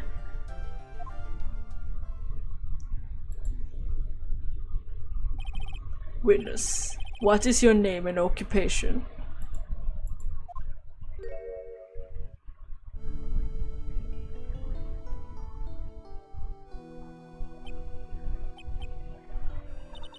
Everyone's so silent that I can hear their hearts going pitter-patter. Oh! When I look at you, how can I put it? You look as Ew! You look as scrumptious as a double-double and a dozen donut holes. What? The donut hole? Ew! Dude! What the fuck? Bro!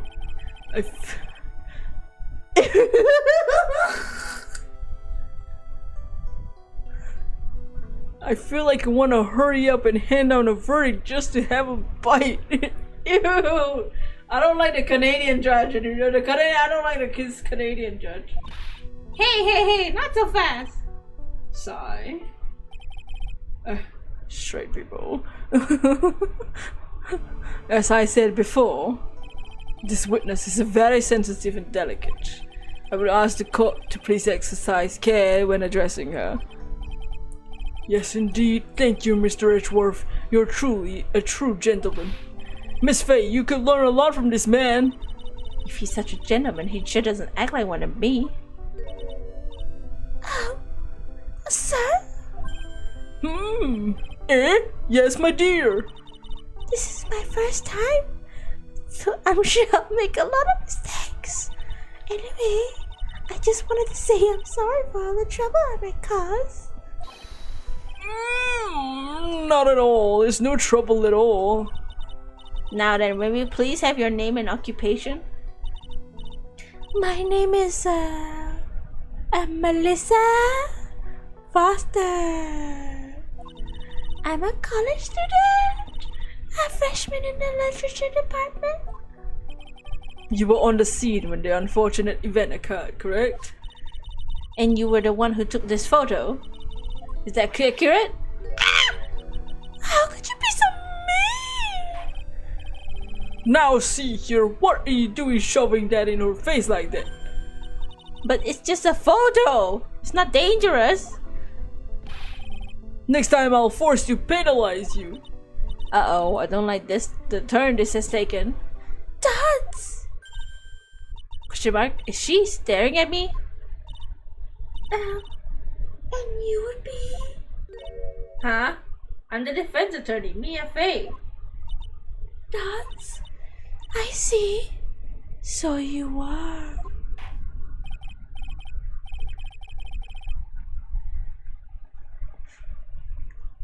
Now then, young lady, could you please give us your testimony? Yes, Your Honor. I'll do my best.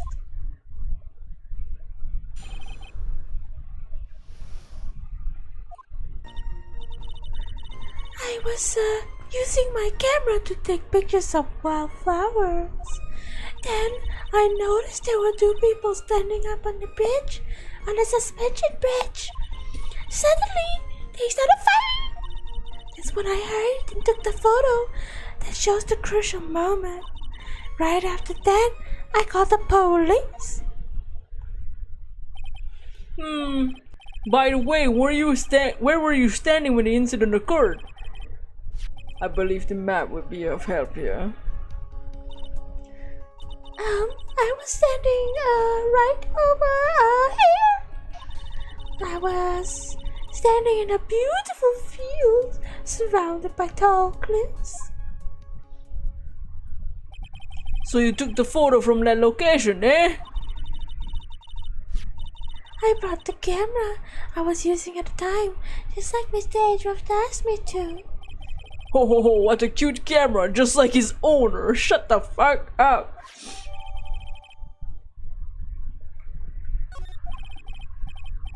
Alright then, Miss Faye, time for your cross-examination.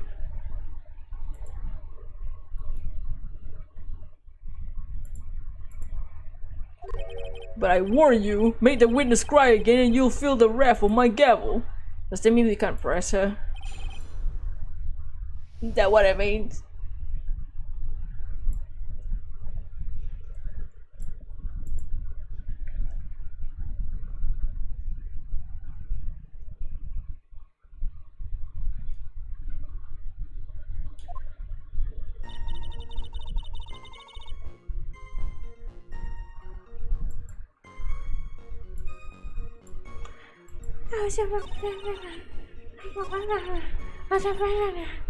They don't look like they're fighting in that photo.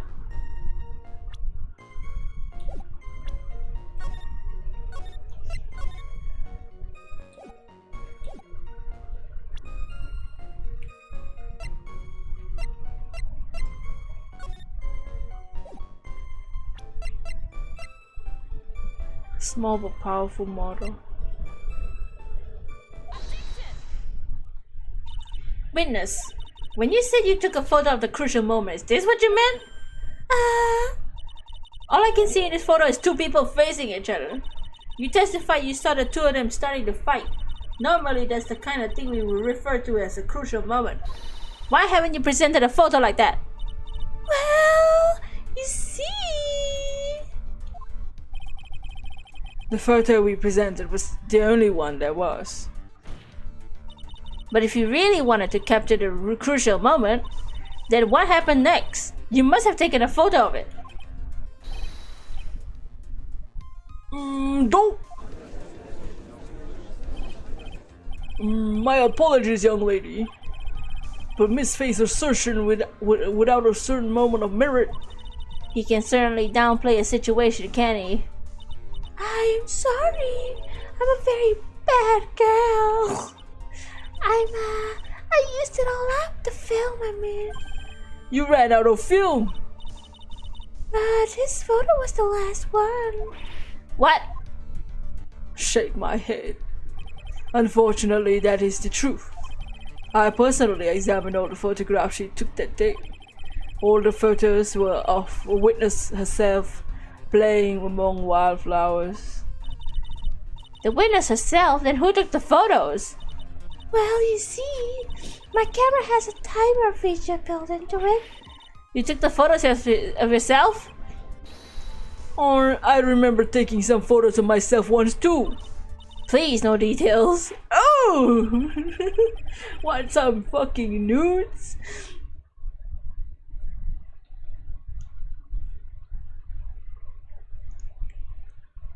It seems Miss Faye's assertion was not so decisive after all.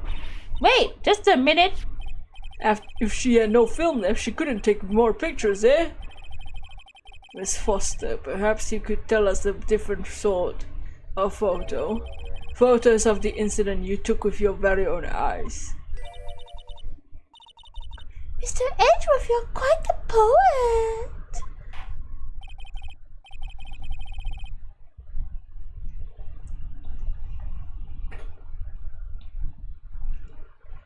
Very well then, let's get back to the cross-examination.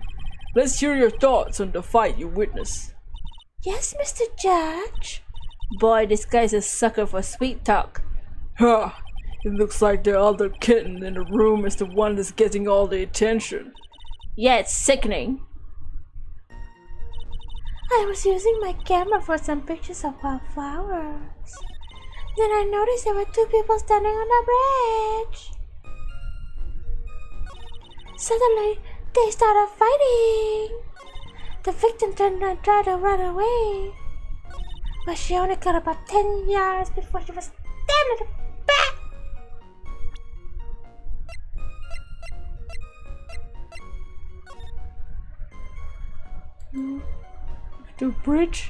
If the bridge is this, if this is 5 yards,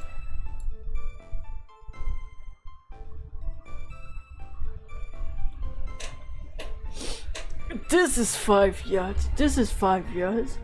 She didn't pass the bridge yet.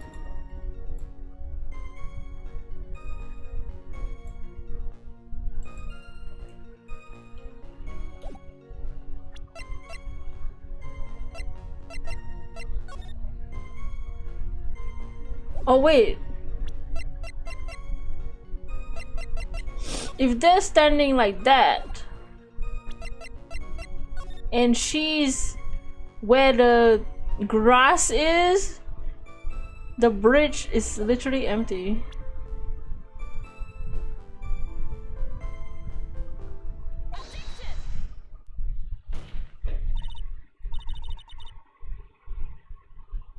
Witness, your testimony is a joke!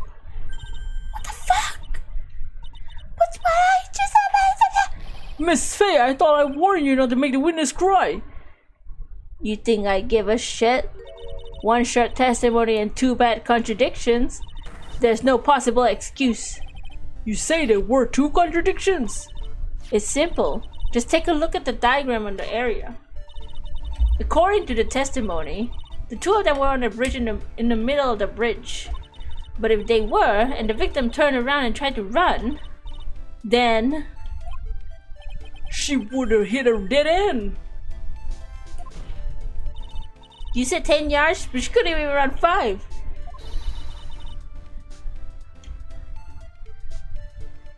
Dusky Bridge is collapsed on that side.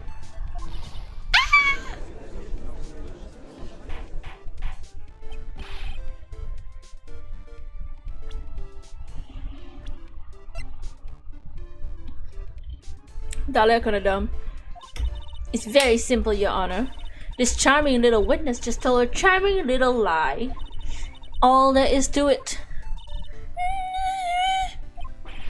This beautiful young lady has been lying to the court? Just a moment, Your Honor. Mr. Edgeworth. I shake my head. Your Honor, allow me to personally apologize for the confusion. What do you mean? There's one major mistake in this diagram. What do you say? What are you referring to? It's all made because this diagram was made after the incident. It's a very old bridge. We couldn't find any official blueprints of it. So you're saying? I'm saying even though the bridge is currently in disrepair, wiggle my finger, choo choo choo. There's no evidence that can prove this bridge was broken during the incident. That's ridiculous! You can actually tell the condition of the bridge from this photo. I apologize to the court for not being more clear when I presented the evidence. Ha! The guy's good. Huh? What do you mean? He planned out from the beginning. He's a genius, alright. The diagram of the bridge was his insurance policy. What? That coward! Well, Miss Faye, it seems you've once again made a reckless accusation. That.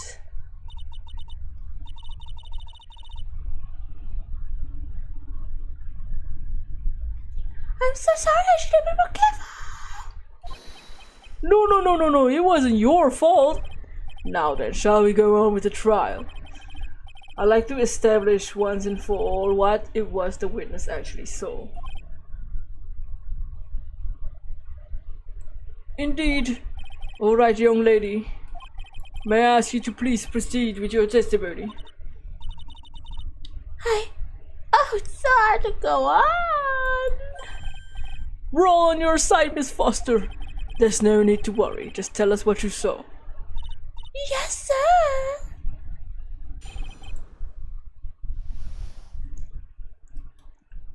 I think I'm gonna save the rest of this case for tomorrow. It's not that long, so we'll be able to get to case 5, but I'm quite tired. And I kinda wanna slide. Oops, I missed a text, but whatever. I know we're in the middle of testimony, but whatever.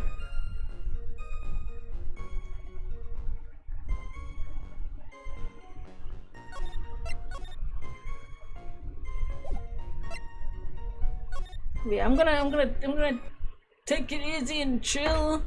I will continue the case tomorrow, and soon we'll be at the end of this game and ready for the Apollo Justice trilogy. But yeah, I'm gonna go rest and chill now. We got over the bridge of turnabout recipe. That's good enough for me. But yeah, I'll see you all next time. I'm gonna try and speed edit. Oh, that's what I also need to do. I need to speed edit the new video to try and get it in time for tomorrow. But yeah, I'll see you all then. But for now, goodbye and a peace. Oh, happy day.